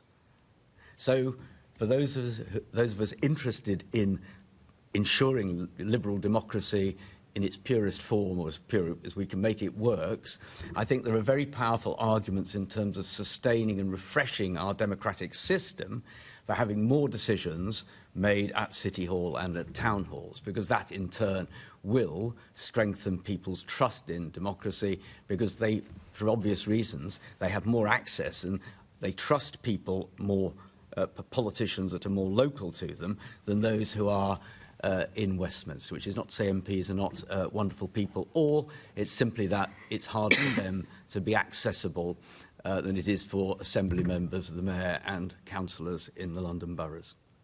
Thank you. Thank you both for those great starts to the conversation today. Just coming back to this point about the powers, and Tony, you've talked about obviously a lot of the fiscal powers. Claire, you talked about a lot of things that currently get done by boroughs and the GLA level. What would you both like to see in terms of additional powers move from central government to local level? I'll start with Tony. Well, the most obvious one, given that the white paper signals this, is, I mean, the question of the future of what you might call the commuter rail, the rail system in London that isn't run by TfL, so obviously not intercity lines, but all of the labyrinth of railways, mostly, though not entirely, in South London, which are going to be handed over, I assume, to GBR, Great British Rail, or Railways, or whatever it's going to be called when it's set up. And they will then have to make a decision. Do they run it, like I think it used to be Network South East, for those with a long memory? Or why not pass the responsibilities over, not just to the Mayor of London through TfL, but also to the mayors of the combined authorities roundabout? So there'd be a negotiation about trains running from London to Brighton as to how many an hour they were and what frequency they were between the mayors along the line. That's the logic of what this devolution white paper suggests. So I'd definitely look there as a very short-term, obvious place to look. Personally, and not everybody would agree, I think that given the difficulties facing the National Health Service, rather more local accountability for the NHS would be better placed at the mayoral and borough level. I think at the moment accountability for the NHS is virtually impossible. If something goes wrong in a street in Lambeth, they know who the leader of the council is. If something goes wrong in the NHS in Lambeth, it's far harder to work out who, other than the Secretary of State, you would contact. And if it's the Secretary of State with the best will in the world, that's not really accessible. So I do think that transport, most obviously, given what's going on in the devolution white paper, but I think we, over time, need to be significantly more ambitious, remembering again that in Scotland and Wales, the NHS is completely devolved. Thank you, Claire. Yeah, so not to repeat anything but Tony said, so to build on that, I think that we would like to see greater fiscal devolution. We think that it would be a real opportunity for us as London to look at what would work and to get investment into our city and to drive growth. I totally understand that the government has inherited a difficult economic situation. I understand that there's not cash to be handed out all the time. I think if we had greater fiscal devolution in London, not only could we be raising alternative revenues of funding, but we could be in charge of how we spend that funding. Because as Tony says, we know our city and we know our neighbourhoods and our streets better than anyone else. So an example would be the overnight accommodation levy. I went to the LGA conference in Liverpool the other week and I paid an overnight levy of £2 to stay in the hotel per night. Okay, I didn't mind doing that. We know, I went, you know, when you go to New York, when you go to Paris, when you go anywhere. So, and this is something that we could then look at how we can support both the GLA in terms of policing and transport, but also boroughs in terms of our local safety and our public realm, about how we support attracting even more visitors and more tourists and overnight visitors to London to drive growth and then distribute money across the capital. I think we also would like to look at things like land value capture. So in my own borough, with the extension of the Northern Line, This was a mechanism, a tax financing mechanism that we used to raise money. So again, it meant that we could be self-sufficient and autonomous as London in bringing that new infrastructure that we really need. And also, yes, we know that council tax is an outdated tax that needs updating, and we would like to see what discretion and local discretion that we could have on that on a regional basis. Thank you very much, and we're definitely going to be touching on a lot of those things. Just to stick with the topic quickly of policy areas, Tony, you touched on the NHS, and actually we did a survey of Londoners to ask which areas they'd like to see more powers for the mayor, and one of those was the NHS. The other one actually was around regulating the private rented sector, which is very much obviously one of the critical challenges facing Londoners at the moment. And we can see across London some boroughs are doing a very good job at that. Within the ability of what the government allows boroughs to do, and other boroughs are obviously not doing nearly as much on that particular area. So first of all, Tony, in terms of where would you see benefits of NHS devolution to the mayor, and Claire, particularly on that private rented sector, where could you see that moving forward so that we actually have a pan-London solution which helps private renters wherever they are in our city? Well, most obviously, I mean, the NHS, most treasured institution, has also, because of that, been lucky that its resourcing, although it feels it is under-resourced, has grown very substantially in the last 15 years. London boroughs and the mayor's budgets have, if anything, fallen in real terms over that time. Certainly many of the boroughs have. They're spending less in real terms today than they were in 2010, and per capita terms, perhaps 20 or 25% less in real terms. If you look at the equivalent NHS institutions in the boroughs, the difference between what they've spent over that period and what the boroughs have had to spend is quite really remarkably different. So I think that bringing more alignment between the budgets of the NHS and the boroughs, the most obvious sphere is obviously in social care, particularly for older people, where the challenge of ensuring people leave the NHS in order to get into local government's social care system is clearly a difficult area. It has been for a number of years. There are incentives, effectively, to put it rather brutally, both for local government and the NHS to cost shunt. I'm sure none of them would say they did that, but there are incentives to do that. So I think that not only in that sphere, but also in terms of public health. Now, if you look at the public health budget, it has been heavily constrained. It was passed over to local government in, I think, 2013, back to local government, I should say. And since then, it's been effectively squeezed. It's been held cash flat, more or less, over the whole of that period. That's all about prevention and reducing spending on public health, which is about prevention, whilst massively increasing, relative to everything else, spending on the National Health Service makes no sense at all. So we need to start aligning the budgets between this enormous healthcare system. So the healthcare system in London will be spending perhaps 2 or 3 times as much as the boroughs do. And that shows you the scale of resource available, and which could be aligned more with borough priorities if only there were a way of, getting the NHS to do that. Yeah, briefly on the NHS, I think we're working really closely with the GLA, but also NHS London, and looking at how we can work much better and be more aligned. And for example, in my own borough, we've already started neighbourhood health working to align it with our resources and social care. And I think there's so much innovation and so much more we can do in that space that would get better outcomes, because we know it is better for people, for example, to stay in their own homes, and it's better for the taxpayer, and it saves the pressure on our brilliant hospitals. And I think that's a really interesting space and something that we need to work really fast on. In terms of housing, we know that we are at the epicentre of the housing crisis here in London. Over half of all homeless families in the country are London families. As London boroughs, we are spending £4 million a day on temporary accommodation, and that's just the critical end. That's just on our homeless families.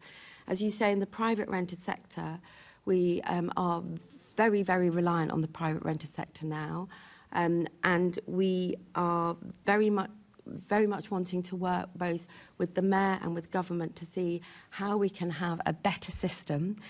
We've got the Renters' Rights Bill, which we really welcome coming in, but we need as local authorities, both when we're commissioning and procuring contracts and accommodation ourselves, and when we're supporting individuals to try and prevent them being homeless, we need to be able to provide good accommodation, quality accommodation that is affordable. So we have been lobbying also, for example, around the local housing allowance rates, and we've been doing that for many years. Many of us as boroughs are introducing landlord licensing schemes around creating ethical landlords, because most landlords want to be ethical. But I do think we need to make a lot of progress in this space, because we know that there are many things that we need to do on the private renter sector, as well as in the socially rented sector, which we're doing, which is why we're pleased to have a rent settlement, a promise of a 10 years rent settlement, and also government is now looking at rent convergence. So I think around housing across the piece, we're very open-minded about working with government and the GLA about looking at what solutions would be better for Londoners. Thank you very much. I've got Assemblymember Best. Thank you. Good morning, both. Tony, if I could come to you first. Looking at the future devolution bill, how do you think we can make sure we safeguard London as a global city? Obviously, if you look across the world, every global city has its own unique arrangement. How do you think we can make sure we safeguard or improve our unique political arrangement as a global city? Well, it is an opportunity, a white paper of this kind. The government is committed to further devolution across England, and eventually will arrive at a point where there is some form of devolution throughout all of England, and that point ought then to allow more power to be taken away from Whitehall and handed to those new authorities with their mayors. That's the logic of this whole system. Now, you're absolutely right to make the point. London is always in competition with cities around the world. There is relentless competition. There are many rapidly growing cities, all in East Asia, Latin America and so on, which will grow to be more competitive than they have been with London. So I think that in terms of London's particular position, it needs, if nothing else, to be able to go on reinvesting in its infrastructure.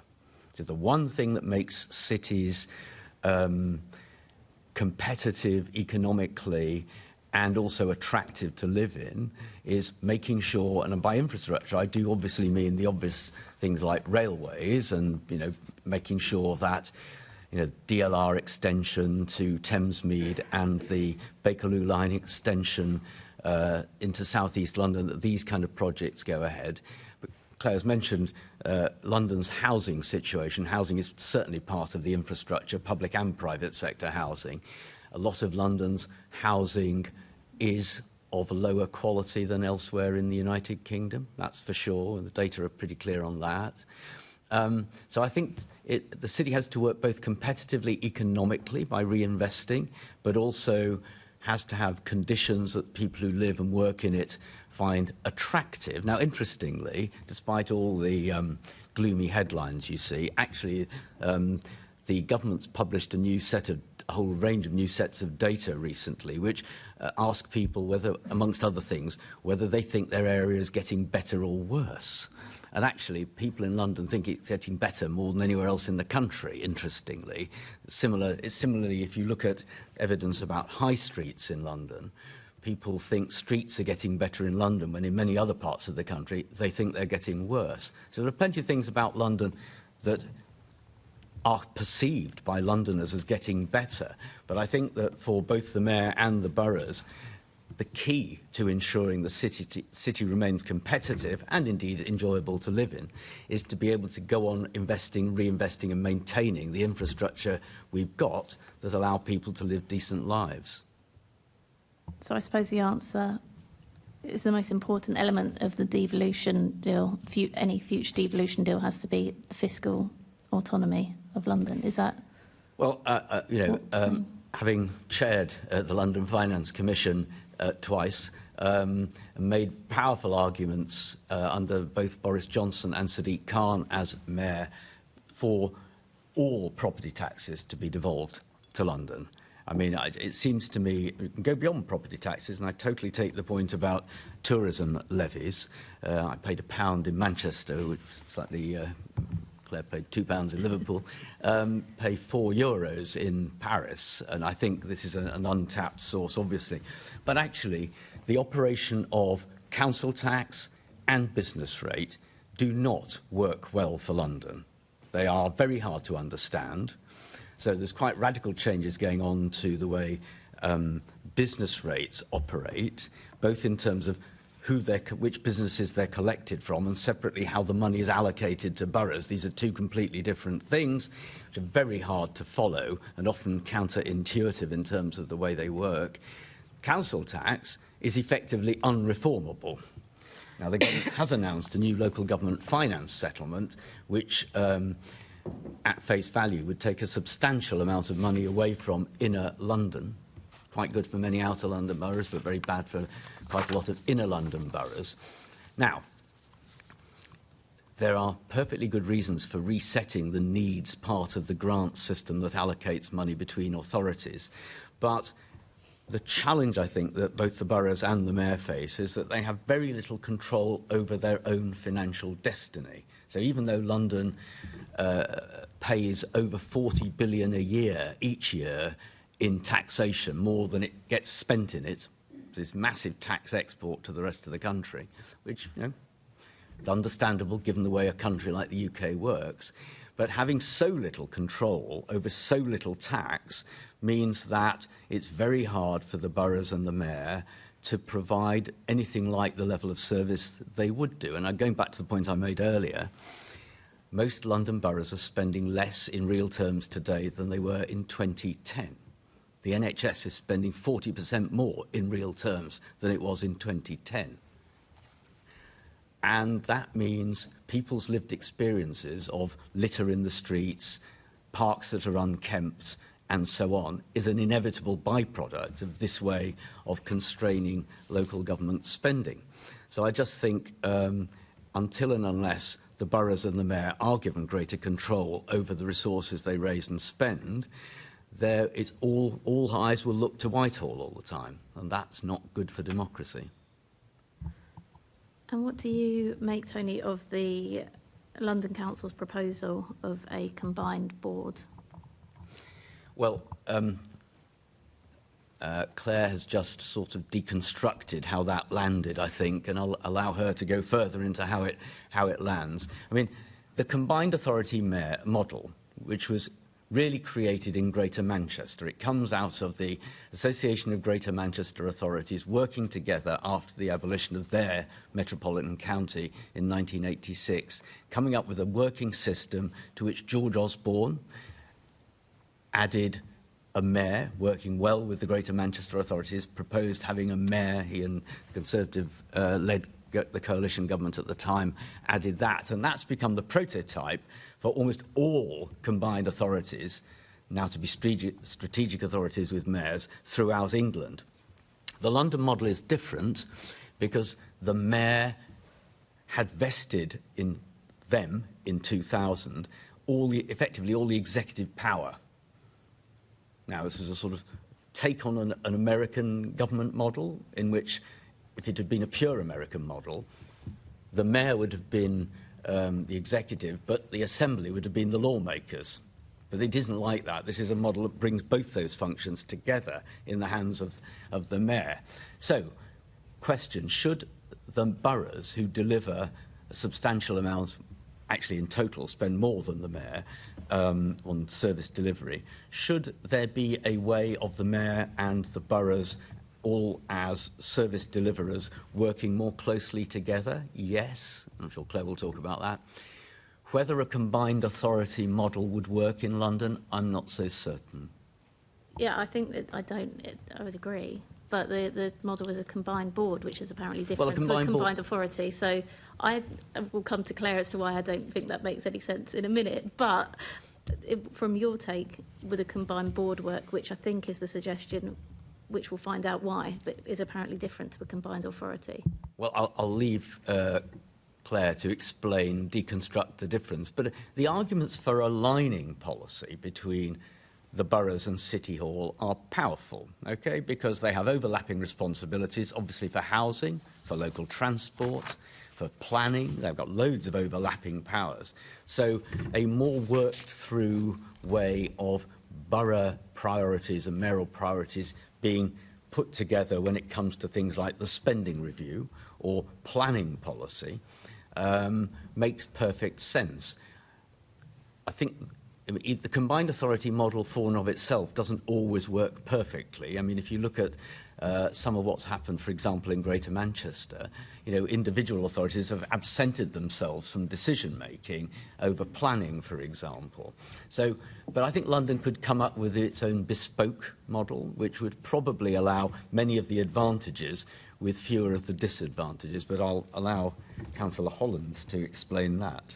Okay, just a couple more questions to take a few, though, if that's okay. I've only ever spoken to people in Manchester who are envious of the model that we have here in London and think it works much better. But on that kind of formal devolving the power, it would seem to me we already have a structure almost in place whereby we have assembly members representing the constituencies. Should there perhaps be a way for the devolution model to make, or any devolution changes to make those constituency members more accountable to the councils they represent, i.e. they would have to sit on scrutiny committees in those councils, and that would be a way in which representations could be made there between assembly members and the councils? So just to be certain, I'm going to answer this question in the terms you put it. So is the question that would it be possible for assembly members to be given more of a role in, not borough decision-making, but borough strategy? Is that? I.e., if you have, for example, scrutiny committees, perhaps there are some scrutiny committees or a new scrutiny committee where it would be, it would seem feasible that the assembly member could sit there either or be invited as a guest to give evidence, much like a cabinet member, or as a member on that board. Well, I mean, if it's done, I mean, I don't know what the legal position is, but if it can happen already, might require a change in the law. I'm not certain, but if it could be, if it were possible to do it with the agreement of the boroughs, and the boroughs wanted it, it's hard to think of an argument personally against it. I mean, I don't see why, for and of itself, if the boroughs were comfortable with it, assembly members couldn't have a role there. I mean, the question then is, what about MPs? Once you go down this fascinating route, what about MPs, of whom there are 75? I suppose the difference being that the MPs don't come here, and we were talking about creating more devolution powers between the regional and the local boroughs, whereas MPs But I mean, all aren't. I'm saying is, if you were to get into the position of saying assembly members had a role, or could be given a role, voluntarily or otherwise, in scrutiny of boroughs, given they have their own mandate, you have your own mandate, as do MPs. I mean, the discussion about whether MPs should sit on local public accounts committees. I think just to be very clear, it's not scrutiny of the boroughs, it's scrutiny of the GLA. So I think so it's the direction of power is what I was thinking is, because obviously we're talking about, and this is part of the combined board, is we're talking very much about the boroughs and the mayor and those conversations, but how do we, if we're looking at these more formal arrangements, is there a way to have a more formal arrangement between assembly members and the councils that they represent? In scrutinising the mayor, so I've completely misunderstood this. Well done me, right, okay. So it could go either way. I mean, there has been a discussion separately about whether there should be local public accounts committees. Just park that. That's a separate discussion that's been had in the past. So could there be a role for borough leaders assisting in scrutiny of the mayor? That's the question, right? I think we're moving quite far away from the scope of the sort of the conversation that we're having today. So if you don't mind, do you want to move on to a different question? So we're talking about boroughs and the relationship So with GLA and the am I mayor. right in thinking that what you're suggesting is having the connection between the mayor and the GLA So through to boroughs being via the assembly members, so having a greater role and responsibility for assembly members, which is something that has come up in terms of support for that. Yes, yeah, so because we're talking about the mayor and the combined authority and the authorities working together. And we haven't talked much about the assembly members, so I wondered if there was a view on if assembly members should be doing something different. If I can just say, Chair, and the scrutiny arrangements for the other combined authorities are, to put it kindly, work in progress, okay? It's harder for them to be scrutinised than this model works for the Mayor of London. Now, there aren't assemblies, as we all know, in other areas. So the question of,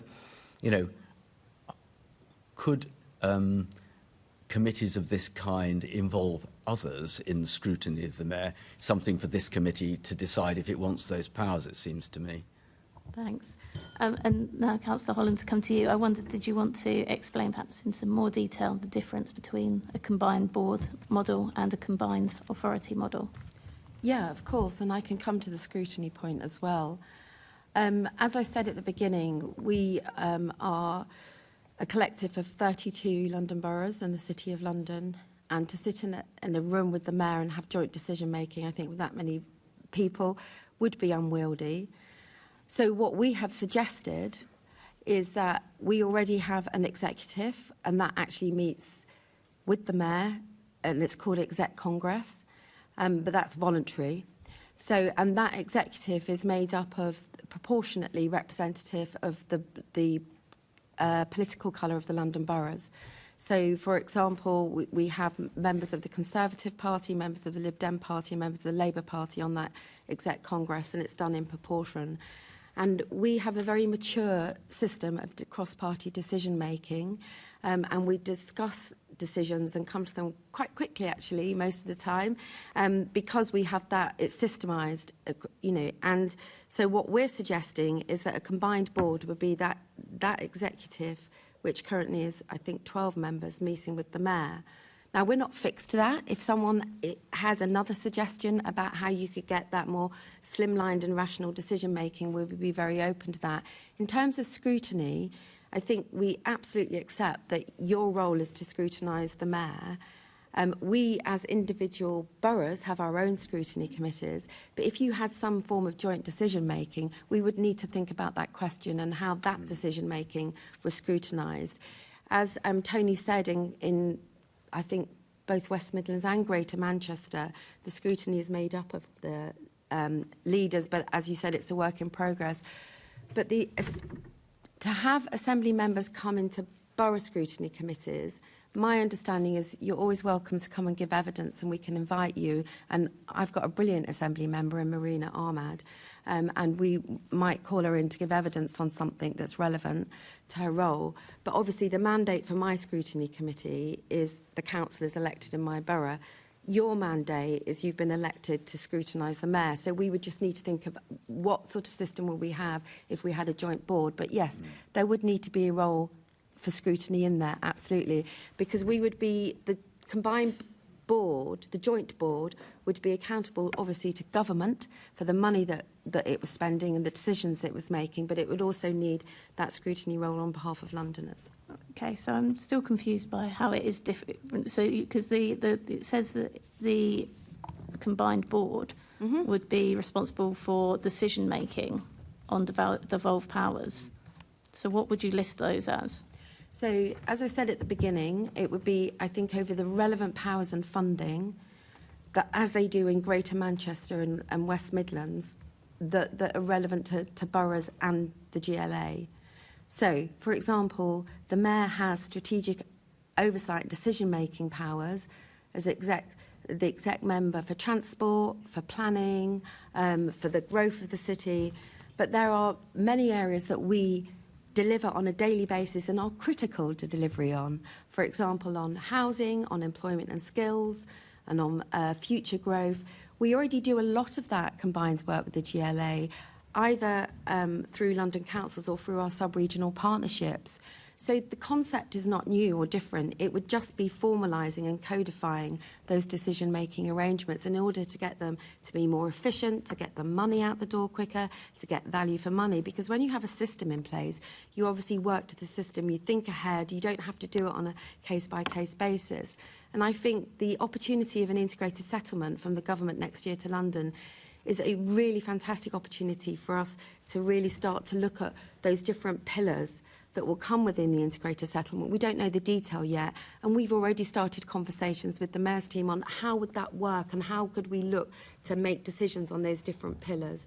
So using the model of warmer homes, where we're pooling our resources, and it is a board that is co-chaired by our exec member for housing and deputy mayor for housing, and it has different members on it, and that's about delivering on warmer homes, delivering on retrofitting, pooling our resources, giving certainty to investors, building up a supply chain. We can just get so much more bang for our buck and be so much more efficient by doing it on this board, and that's a really good example. Across the piece, as Tony said, we have, as London boroughs, we have greater collective spending power than the GLA. We have around 24 billion. I hope it doesn't go lower, much lower, but about 24 billion, and I think the GLA has about 13. No, like 20 billion. Okay. Like for like. Okay, like for like. Yeah, it's very similar. Okay, so we in order to combine that power, that resource, it's going to be so more efficient. So the mayor could tell you how to spend your money on these boards too. Sorry? So the mayor could tell you how to spend the money on those boards. No, they're co-chaired. They're shared boards. We have a mature system of consensus decision making. I'm just saying. So in a new arrangement of what you would see as this combined board, yes, there would be equity between the mayor and the London Council's representatives telling each other how to spend their money. Well, I think I would like to see it as that rather than telling each other how to spend their money, that we work together to shape our policy and direction of travel and to pool our resources and to get better decisions. So agreeing between the mayor and the London councils how you both agree that you will spend your money together. Yes, and we do that currently, which is essentially what I but just it's said. not codified. We do that currently. Warmer homes is something that we've put together on a voluntary basis between the GLA and London councils, and it's going to be better for Londoners and it's going to save London. But you want to do Londoners that for money. everything. For the areas that I've now said to this committee, which is around TfL, housing, those are massive things, right? Yeah, So and that's what we deliver as boroughs. Yeah. Okay. Okay, well, I'm still concerned about what you think. And you mentioned that Assembly Member Ahmed earlier. I mean, that would be her job, I would hope, to make those official representations. And when we do get those formal votes on things like the transport strategy, to vote in the favour that your borough would hope, I hope she would be giving you that representation. My other concern is how would councils manage to deal with extra responsibility like this in a formalised structure? So, for example, in Lambeth, I mean, you have enough going on with the failing council to then introduce another formal structure. Surely that's putting more pressure on council leaders, where we already have a structure, a formal structure through the Assembly that deals with those matters. So Lambeth is not a failing council. I think it's regrettable that you use this opportunity to make a cheap political jibe. We as leaders already come together as London councils. We work as 32 boroughs in the City of London in a really mature cross-party way. We already work voluntarily on goodwill and collaboration with the Mayor and the GLA. What we are saying, wouldn't it be better and more efficient than rather than having to negotiate on a case-by-case, fund-by-fund, decision-by-decision basis, for example, UK SPF that took 6 months a couple of years ago to decide how it's going to be distributed. If you have a joint board with structures around it accountable to government, accountable to Londoners, that come together over those relevant powers and funding that we're already collaborating on, but it could be so much more efficient and so much better value for money for Londoners. Sorry, this is the final question, Chair. Would there be any other money, do you think, that would have to fund this additional structure? So, as local authorities and as London councils, we pay into London councils already, and we have our structures. You have the GLA, you have the London Assembly. I mean, that's a matter for you around your funding. What we're saying is it's about hardwiring collaboration that we already have into the system. Okay, thank you. Just remind members in terms of we're quite a bit behind time now, so I'm going to pass on to Assembly Member Russell. Yes, good morning. I am interested, you talked about it being a proportion, this board, the London Council's representatives on it, being politically proportionate. But those councils and council leaders are all elected by first past the post. And what we have here on the Assembly is an Assembly that is elected proportionally. So we have, you have no Greens, for instance, represented on your London Council's board. There are 3 Greens on the Assembly. There are 2 Lib Dems. We need to know that electoral legitimacy which is something that is really important and hardwired into London government, will continue. And so I think there's a real risk there in terms of, at the moment, the Mayor of London is elected by all Londoners.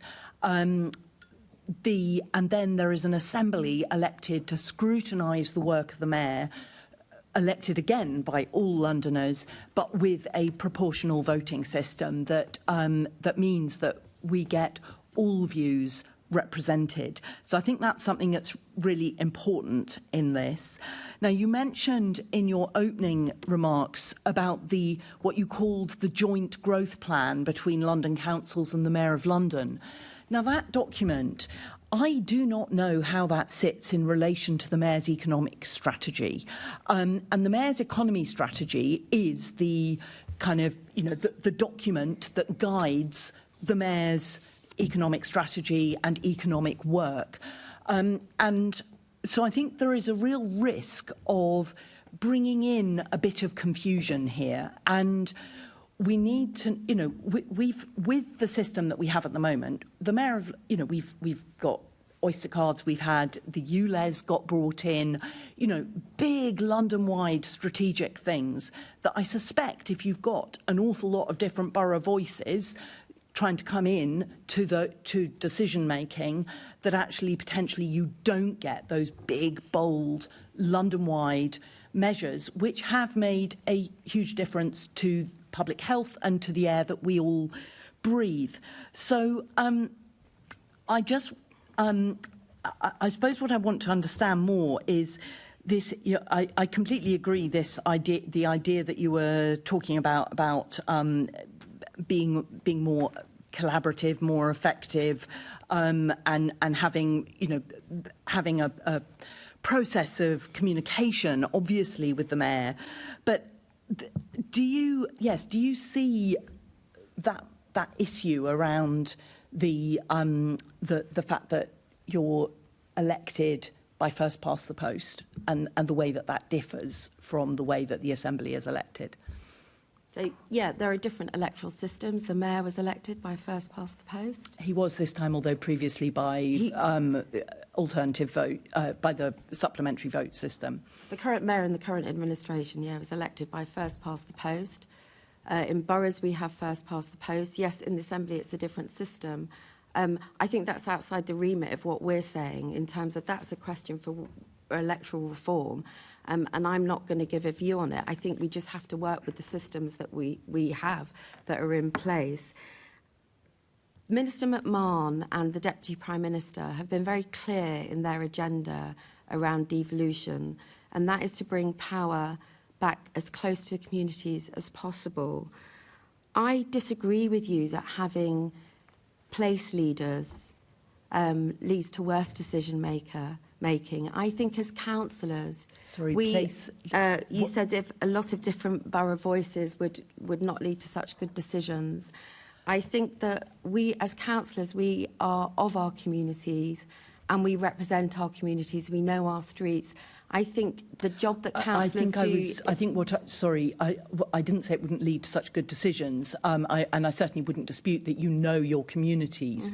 But what I was saying is that if you've got the voices of the 32 Yes. boroughs plus the City of London, can you get to that leadership that an elected mayor has provided, for instance, for something like the ultra-low emission zone, which has provided huge public health benefits? Are you really convinced you could get that kind of decision through in what you're proposing? So, as I was saying, as councillors, we are of our communities and represent our communities, and we do that through a system of executive governance in our boroughs, and then we come together through a system of executive governance at London councils. And so that's how the voice of our residents and our communities gets heard.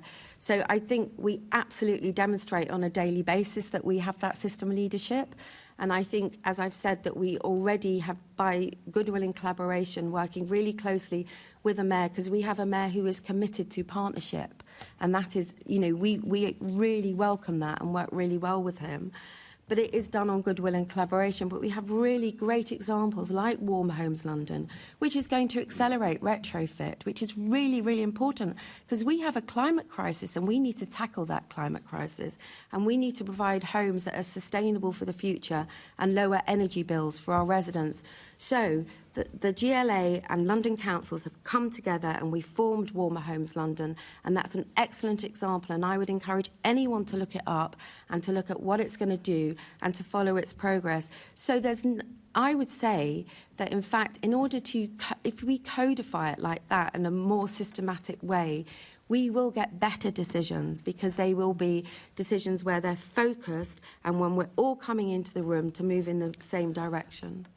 And better value for money Warmer for Homes London London taxpayers. happened without you changing the governance structures for London. So, and that kind of collaboration and close working with the boroughs happens already. There are all sorts of examples without having changed the governance structure. So I'm just wondering, what is it about changing the governance structure that will change the way that will make that way of working more?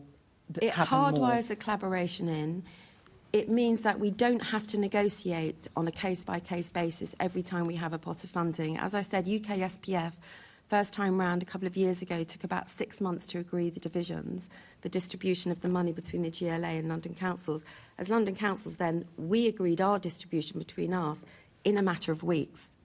So it's about hardwiring that collaboration, because we don't think it's value for money for Londoners for us to have to do it on a case-by-case basis. And also, a critical point is we need to build resilience into the system. At the moment, it is reliant on goodwill and collaboration. And as I've said, we have a mayor who works really closely in partnership with us, and we really welcome that. But we need resilience in the system. We need stability. If we're going to get growth in London, if we're going to get people to come and invest in our young people and enable us to create those jobs that we need to give certainty and we need to have credibility. And so what we're saying is, if we can demonstrate that we have mature and effective governance structures around the relevant powers and funding for boroughs and the mayor, and then separately the mayor will retain, which is vital to retain strategic oversight of the capital city, both in terms of planning and transport and overall growth, then we think that will get the best decisions for London. And also it can be a system that can be agile and can respond to the needs of Londoners. Tony, did you want to... I saw you looking like you just wanted to come in. Well, I mean, obviously the mayor and the boroughs have statutory responsibilities, and those don't change. And this discussion doesn't alter the fact that the mayor's responsible for some things, the boroughs are responsible for others. They overlap, obviously. It would be, and I know you're not suggesting it, a strange world in which, in a sense, the mayor and the boroughs didn't discuss coordinating the things they all do, because in such a world, you know, there would be a risk of even more than there is of services not being delivered consistently in an aligned way, and then cost shifting and all the other horrors that can come with that. So there's a very powerful argument for the mayor and the boroughs to work more closely. And by the way, let's go here, you know, we're back to the NHS and schools and all the other things, you know, all the things the central government spends, which are very hard to coordinate in this way. So I think the arguments for alignment of policy and budgets, where possible, are pretty strong ones. But in the end, the statutory duties remain where they are. And so I think it's most, judging by what's in the white paper, it's most unlikely, there's no mention of it, that there's going to be a combined authority in London. There's no, the white paper does not lead in that direction, in my view. So I'm going to ask you just to... Fine, I'll hand back to you. Thank you. Assembly Member Georgie. Thank you. Just because I'm conscious of time, so I'm going to try and keep my questions as concise as possible. If we could keep responses that way, I'd be very grateful. Tony, with regard to coordination with London boroughs, you focused heavily on your statements on adult social care, but I would argue, and perhaps you could clarify, was that more of a statutory function on how they're run? Because at the moment, adult social care and education within the London boroughs are essentially statutory decided by Westminster. So you are suggesting greater collaboration with the Mayor and the London boroughs on scrutiny or actual function of those bodies? Well, I mean, in the first instance, the government's not suggesting changing the law on any of this, as far as I can see. So in the first instance, when it comes to services such as adult social care, and this is not a new issue, after all, because we know successive governments have looked at and tried to reform the funding of adult social care and backed off. So we've got a long-term problem where that service is funded, to put it kindly, in a suboptimal way, and it needs to be reformed. But in the short term, the boroughs as the providers of adult social care and the government as the providers of the NHS do have an interest in working together, if they can, in order to improve the services for the individuals affected, rather than it simply being two different services, one in hospitals and one in social care, which could be in people's homes, which is, so the question of how that is coordinated is permanent work in progress. So that's not involving the Mayor. The Mayor might have a role in that, but at the moment it's mostly a boroughs and NHS meeting of service responsibilities. Yeah. So essentially an attempted combined approach, but over time, rather than a change in statute, because as I say, education, London boroughs provide next to no input of their own on ASC and education, is the point I'm making. Although the statutory bit of it resides with those authorities, it's basically money comes in, money goes out. Well, I'm not an expert on the details of adult social care, and I will ask... well, I'm asking you for your thoughts rather than... Yeah, I mean, but the truth is that the way social care is provided, let's go for older people, there's a range of possibilities, aren't there? From council-provided care homes directly, services bought in from private care homes, and then as far as possible, what most people want is to live in their own homes independently with support from social services. And I think councils have quite a lot of discretion in that sphere, in the way they deliver those services. Well, you may disagree, but I think they do have discretion there. You've got, councils have quite a lot of freedom to how they do that. But in dealing with the National Health Service, who are providing a related service for older people, will inevitably, depending on the arrangements within the NHS at the time, which change regularly and are about to change again, I suspect, the council has to deal with whatever NHS bureaucracy happens to be in existence at the time. Okay, thank you, Tony. And Claire, to you, as I say, I'll keep my question short. I appreciate you've had very long exchanges with my two previous colleagues. Now, it is my view that I wouldn't trust most London politicians with a jam jar of pennies, let alone more decision-making. And I include people in this building as well as outside of it as well in the boroughs. So I guess my question to you is, with what your proposals are as London councils, surely is that just not an incentive for London politicians to be extremely nice to the Mayor on this joint board in the hope that they get more investment into their own boroughs, as opposed to the current model, which is I know it's not perfect, but a more equitable system across London? So I don't know whether you're including that lack of trust in yourself and your colleagues around this table. I said most. I didn't say all. Okay. I'm wonderful, but it's... I think the absolute opposite is true. I don't see any evidence of that happening, by the way. But I think if it's not codified and it is a system that is based on goodwill and collaboration, then who you know and networking becomes even more important rather than it being codified into a system. Look, at London councils, we're cross-party, right? We represent all 32 boroughs and the City of London. So whoever people are voting for in their boroughs, that's who then comes together in London councils. And we work really well together. We had a leaders committee yesterday and we had some really good discussions where we come together with different parties, colleagues from your party, the Conservative Party, talking, and we're working well together.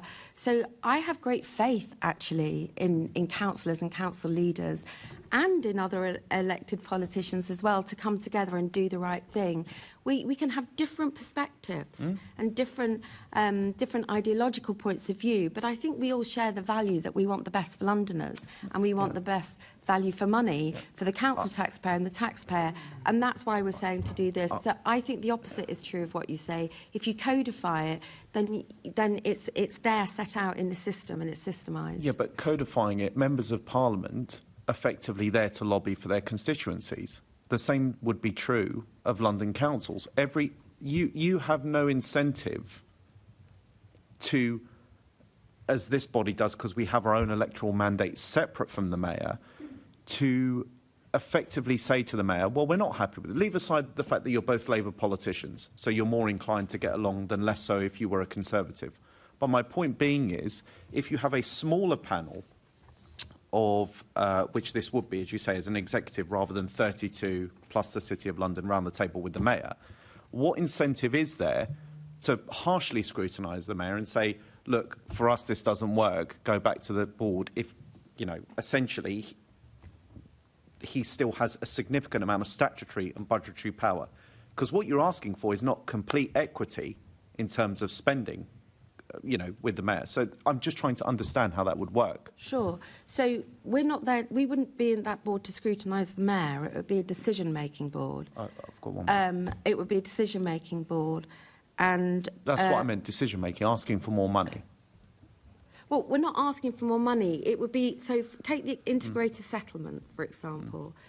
We need to know the detail from government about what the pillars will be, but we can look to Manchester and West Midlands and get a good idea, right? And it's going to be about, and we're saying we want joint decision making, and we're going to have to work with the GLA and the mayor on that in any event, regardless of the overarching devolution question, about how is this going to work, what's the system in place, for example, on employment and skills, how's the money going to go from a central government, what programmes are going to be invested in, etc. So we already have to do that. So this is about just having a board where we know that that is where the business is going to be done, so that we're focusing and we're shaping our policy together and we're getting the money out the door more quickly. And it's not about asking the mayor for money. It's about having investment from government or from wherever, and where we're pooling our resources and our policy ideas and our expertise and experience to come out with the best decisions. Okay, and one final point, very quickly. Look, it is clear that most Londoners, in terms of direct democracy, and I think this goes back to what Tony was saying before, that most Londoners know who the Mayor of London is. And with the greatest respect, if I went outside, you know, if I went in Lambeth and you asked 100 people, who is the leader of Lambeth Council? You know, I think, as with most councillors, people would be hard-pressed to say, you know, Claire Holland, or if we went to wherever, you know, round the LSE, can stop people on the street, who's Tony Travers?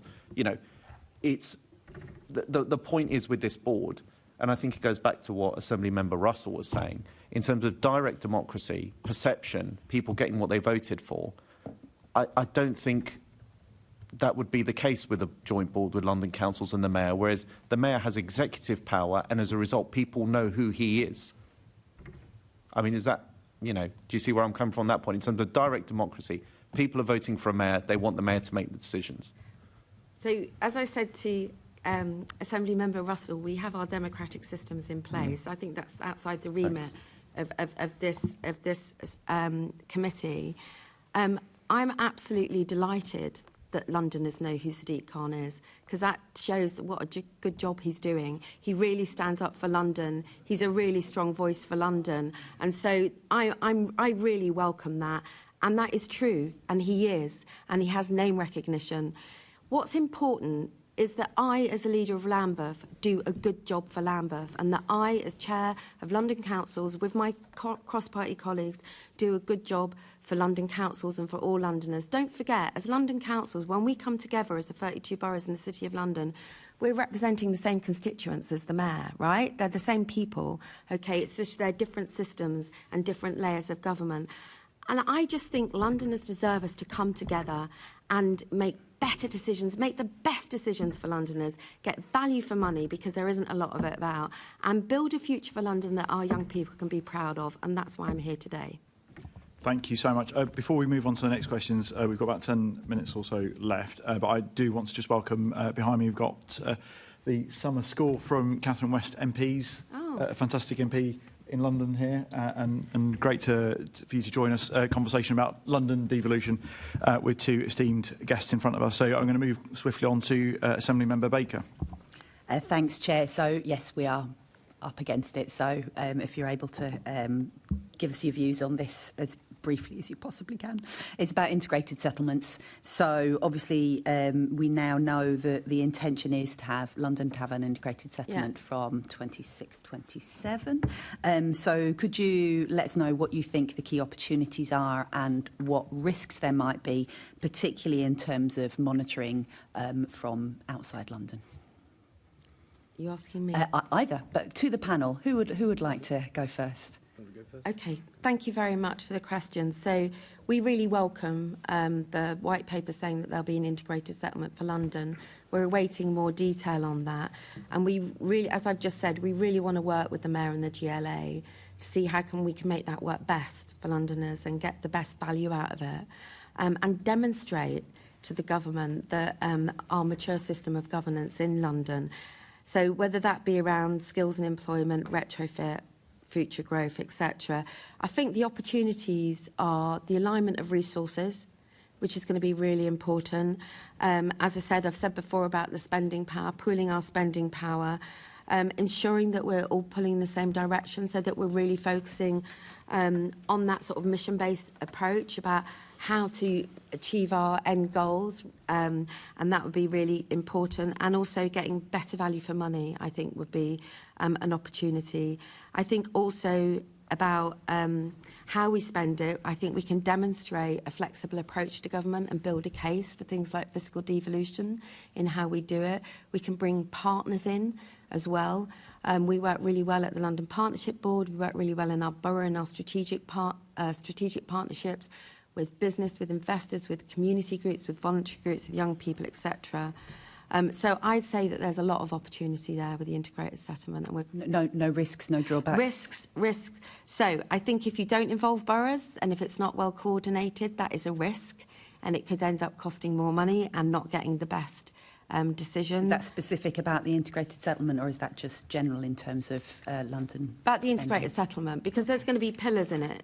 If we look to West Midlands and Manchester, and we can anticipate what it's going to be about, then I think the risk is that we don't coordinate it and we don't get together and make the best decisions. So that's what we're working really hard to ensure that we do.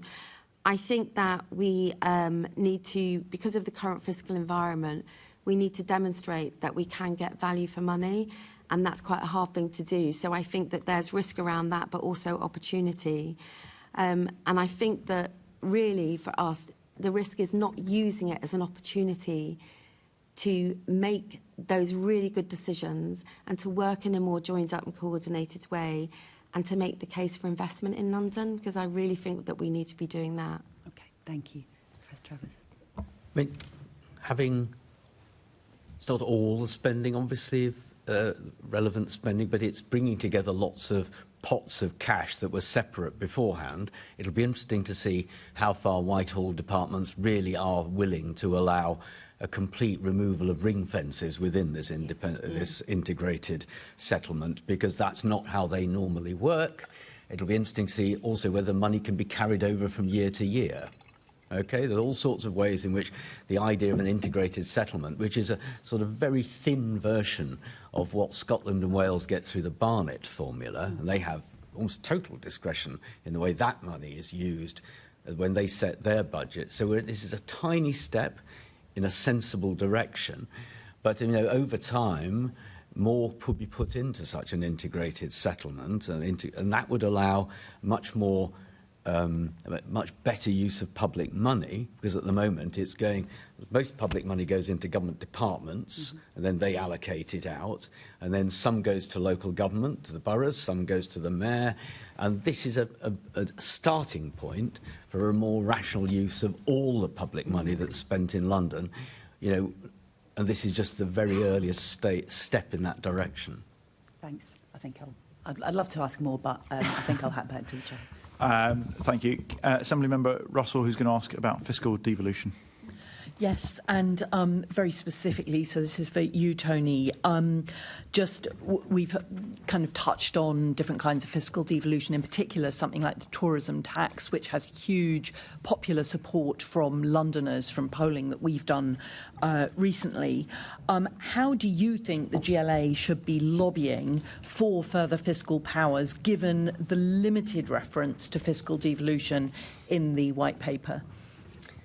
Well, at some level, we'll have to work with the other combined authorities, or the combined authorities in other parts of the country, because we've already touched on the fact that there are voluntary or voluntaristic versions of tourism taxes now being operated elsewhere in the United Kingdom or elsewhere in England in a voluntary way. But more generally, as I say, the local government finance system, council tax and business rates are in need of reform, very complicated, and as the London Finance Commission argued twice, that this would be far more likely to happen if it was handled within London than national government. National government, under all parties, won't touch it. They just build on it all the time. So, there needs to be a revaluation of the council tax. If that happens, it won't happen. No government's touched it since the council tax was introduced.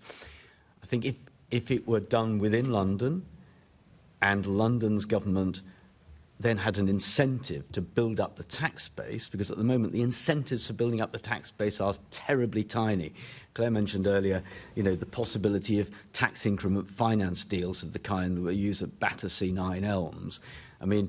Question will there be one of those at Euston? Probably. So we need to have greater incentives for the mayor and the boroughs to build up the tax base by encouraging development.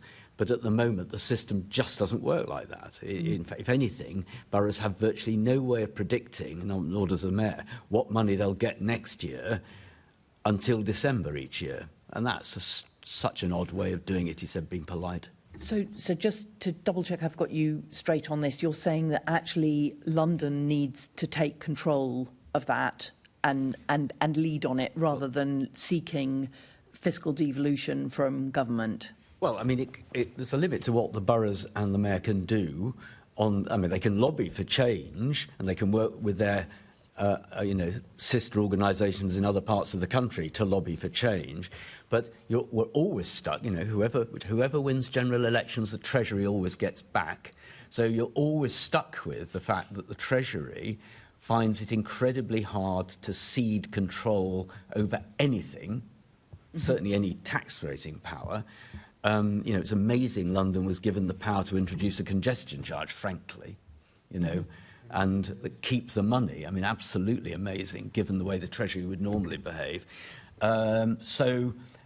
It requires a concerted effort, I think, by obviously the Mayor of London and London councils, but also the equivalent bodies in other cities to lobby for change and for lightening up a bit. Thank you very much. Thank you, Chair. Thank you very much. And actually, in the survey we did, there was quite a lot of support, 41% for the overnight levy, and actually 25% around more control over council tax. And obviously, we know business rates reform is there as well, and that was high up as well. So, Assemblymember Bakar. Thank you, Chair. So my question is about policy areas that we can prioritise for amendments to the GLA Act. And we've discussed tourism tax. We talked about, Tony, you were talking about devolution of the South London Railway, all great things, I'm sure, but I also want to talk about skills, because that's actually what the Mayor's been asking for more of in terms of powers, and the possibility of having a devolved apprenticeship levy, moving that kind of that green transition of skills, and even a youth guarantee as well. So what's your opinion on that, Tony, about the need for the Mayor to have those more powers, particularly in skills? I mean, I think devolving powers of this kind over skills is profoundly important, not least of which because, there are many parts of, or many people, I should say, who, need to get the right training and education to get into new jobs, future jobs. And, all of that kind of skills training, further education, was a local function. It was related to the local economy. So I think the more power is devolved, to London over such spending and the use of resources, the more likely it is to align the needs of the economy and the needs of individuals within a changing economy than, again, I don't want to be unkind to Whitehall, but central government, with the best will in the world, finds it very, very hard to be locally sensitive. And with skills and further education, which are less loved as services or provision than they should be, they get vastly less attention from the media than schools and universities, and therefore tend to be unloved. So I think that the more those resources were used at the local level, the more accountable or the more accountably used the money would be. And Claire, have you seen the collaborative approach that you were talking about before? Has that been a benefit in terms of what you've seen in further education in your local councils? And do you think the Mayor, with having more powers, there'll be more benefit for your local, education groups, not councils, my mind's gone blank. Education groups that are providing further education for adults. Is that something that you think is actually a good thing to push for more devolved powers? Yeah, we support more devolution to London as a whole. Boroughs would have to absolutely and are involved in that because we are the people working with schools, with colleges, with our local employers, for example. At the moment, a lot of the employment and skills programmes we're delivering via our sub-regional partnerships. And we're working both with the Mayor and the government about focusing on test and learn in different areas so that we can get some really good evidence and really learn best practice around it. So, for example, as you said, the Youth Guarantee. My own borough, we're involved in Connect to Work with the DWP, which you may be aware is about supporting people furthest away from the job market who've been out of work for a long time, and it's about how to remove barriers and support those people back into work, and that involves further and higher education providers as well. And we have a lot of innovation going on across London in this space that we really need to capture and learn from each other. In my own borough, Lambeth College is doing fantastic work with LSBU, and members of Congress came to visit apparently recently, which is just fantastic. So we have international recognition in London for the work we're doing. We just need to build on that, coordinate it more, and yes, argue for more devolution, because that's something we do really, really well. Do you think the integrated settlement funding approach is going to impact how much funding we do get in terms of further education and adult education?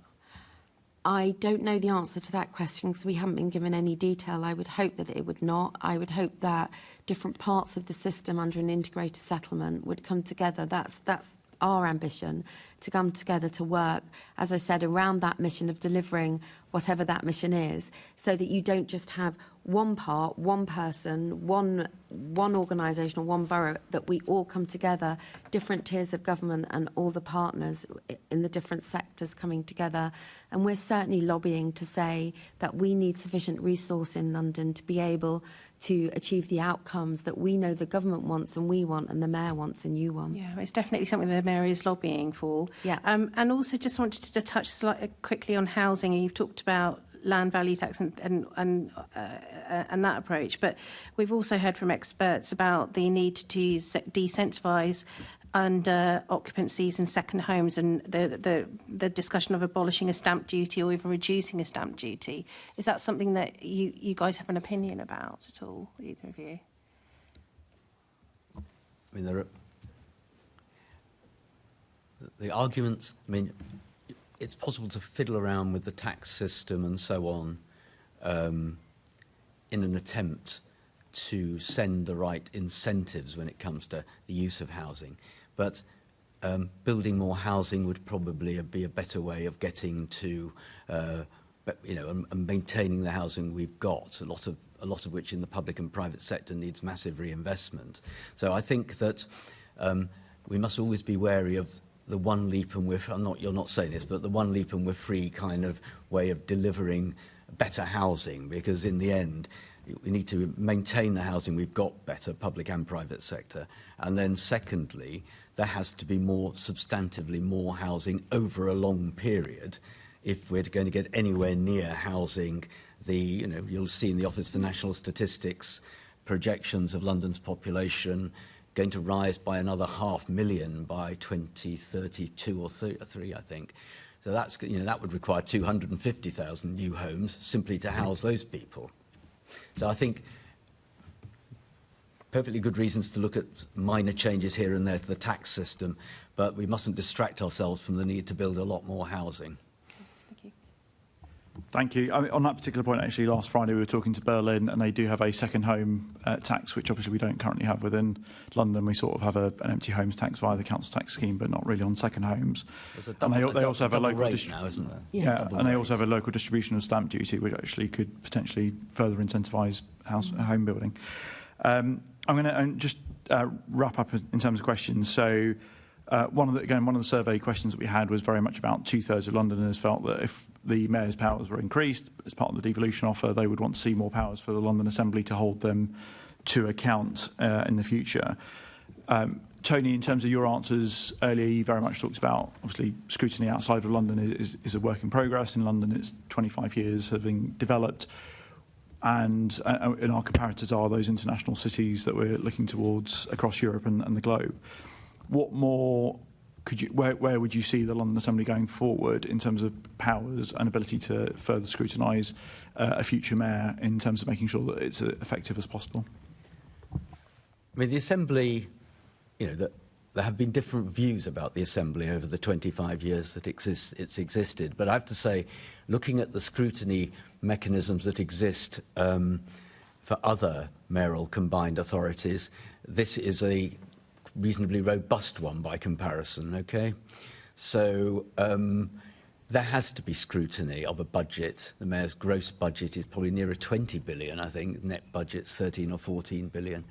And such large sums of money, public money, do require to be scrutinised. So to answer your question, I mean, clearly the scrutiny process and the capacity to look in detail at budgetary processes, the documentation that's produced by mayoral agencies, and so on, is essentially enormously important. In the way that select committees, and I mean, there is a relationship type between the Assembly and select committees. So I think, that beefing up the capacity to look in detail and consistently over time at the documentation that is produced by TfL, the Metropolitan Police, and I've said in my evidence to you, Metropolitan Police accountability needs to be looked at. It's not the police themselves, it's the fact that you've got the Home Secretary and the Mayor and the Police Commissioner all in charge of police in London, and that's complicated for the public to understand. So I do think that the Assembly needs the resources to be able forensically to examine the way money is spent and to do it consistently over time. I just wanted to add that obviously that's a matter for the Assembly and the GLA, but we know that Centre for London recently did polling, and that 62% of Londoners want to see the Mayor and London boroughs having joint decision making over certain areas of work, as we're saying. So I think there is an appetite in London from Londoners for us to really work together, whatever parts of the system are, and to do that in a more aligned way and a more efficient way. And, we're an evolving system, aren't we? The GLA GLA Act is 25 years old. And so our approach is not to, as London boroughs, is not to say we need to destroy the system. We need to build on what we have and get build on best practice and just keep responding to the needs of our capital city at the time that they need it and build something that's fit for the future. Thank you both very much for your time this morning. And so we're going to take a very, very short recess just to change at the front there, and we'll come back in just a moment. So thank you very much.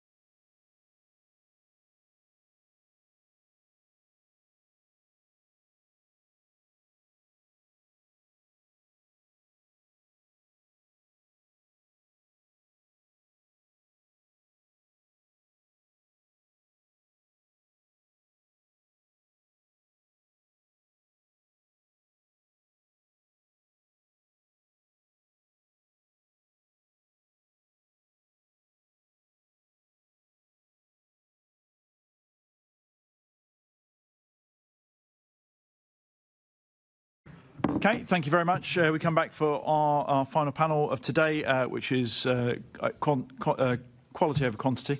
So we've got Richard Watts, who's the Deputy Chief of Staff at the Mayor's Office, who will be asking our final set of questions around devolution for London. So welcome, Richard. Thank you for joining us this afternoon. And I'll kick off with the first question for yourself. So what is it that you feel is currently within the English devolution bill that could benefit London? Thanks, Chair. Well, so the question is we don't know yet because we haven't seen it. But I understand we will be seeing it very shortly. If it's based on the English devolution white paper, I think there is a number of things in there that will take devolution in London forward. I think we welcome the kind of broad approach to integrated settlements as a way of funding public services. We welcome the clarification of the GLA's role as a strategic authority, and I think that gives us a kind of definition that's actually useful for a bunch of our other work as well. We welcome the kind of clarification around the kind of mayor's roles and responsibilities. I think it is worth saying that quite a lot of the focus of the government in drawing up the bill has been, they've put it, to bring other areas up to the level of devolution that London already has. And I think their characterisation of bodies as, quote, established mayoral authorities is helpful in them, I think, trying to work through where there is the kind of maturity to kind of replicate the arrangements we already see in London. What was quite striking from the white paper was there was a separate London section which talked about London as well as a global city, London's, the maturity of London's existing arrangements, a recognition that London already has bespoke arrangements because we have the Government of London Act that nowhere else does, and a whole range of kind of very precise indeed kind of requirements of the GLA, the Assembly, and the Mayor set down in the Government of London Act. But frankly, a recognition that we need to build on London's existing arrangements rather than rip them up and start again, I think from our point of view is helpful. And in terms of doing that, the government has been quite clear that they want to look at international cities. Is that right, in terms of the comparators? Well, there's a piece of work that we are working with government on. It's currently being run by the City City Intelligence Unit, which basically does look at where international comparators are. I think it is also worth referring back, though, to the London Finance Commission, as Tony, I'm sure, would have talked about, which talks about London government controlling 7% of revenue generated in the city, whereas New York being 50% and Tokyo being 70%. So I still think if we're looking at major comparators to equivalent global cities to London, we are starting from a very low base. Thank you very much. I'm going to hand over to Assembly Member Bakari. No? Okay. Move on to Assembly Member Russell then. Thanks. Sorry, microphone, start again. Good morning.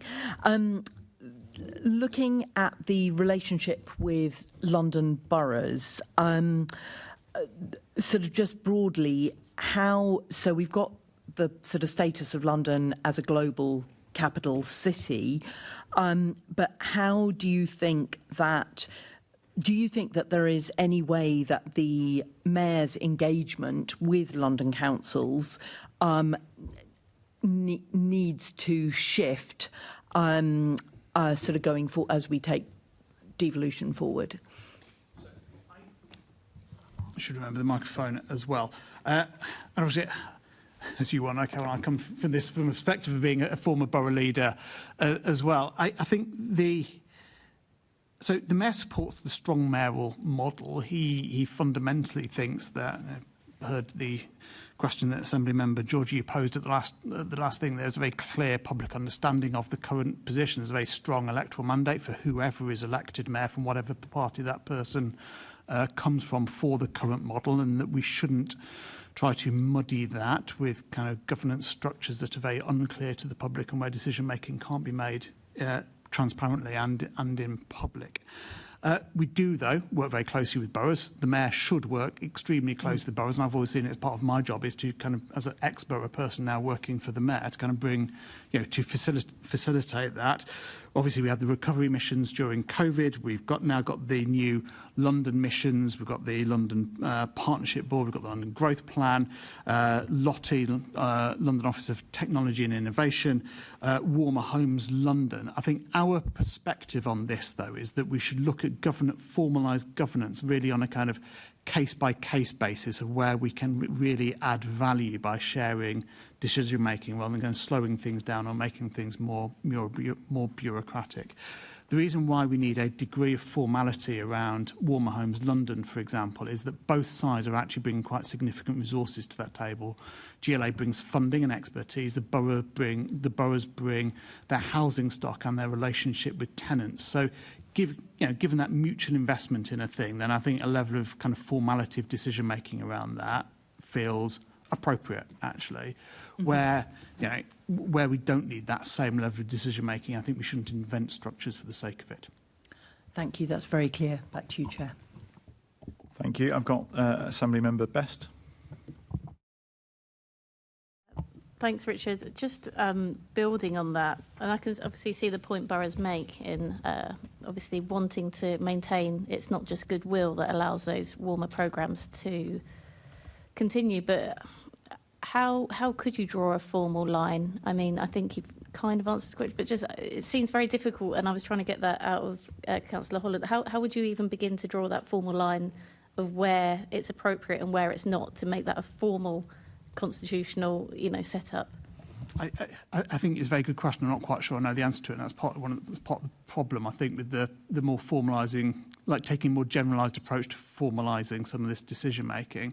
From our point of view, I think this works best on where we look pragmatically at how we work with London boroughs to solve problems, and where there's a role for joint decision making over committing joint resources to that, then I think that's a completely appropriate and sensible step to take. What we don't want to do is effectively to tie decision making down in an unnecessary levels of bureaucracy, because I don't think that A, that what works for Londoners, and B, that will allow us to deliver as quickly as possible. Yeah, I suppose. I know obviously the current mayor has his arrangements to include borough leaders. You'll have experienced them, I suppose, on both sides. And the former mayor also, I think, the way he did it was he met every week with leaders. I confess I don't know what Ken did. But presumably going forward, there's quite an informal setup here that this tends to happen. If that was to change, surely that would reflect poorly on the mayor themselves in future if they weren't including borough leaders. I mean, is that not the best...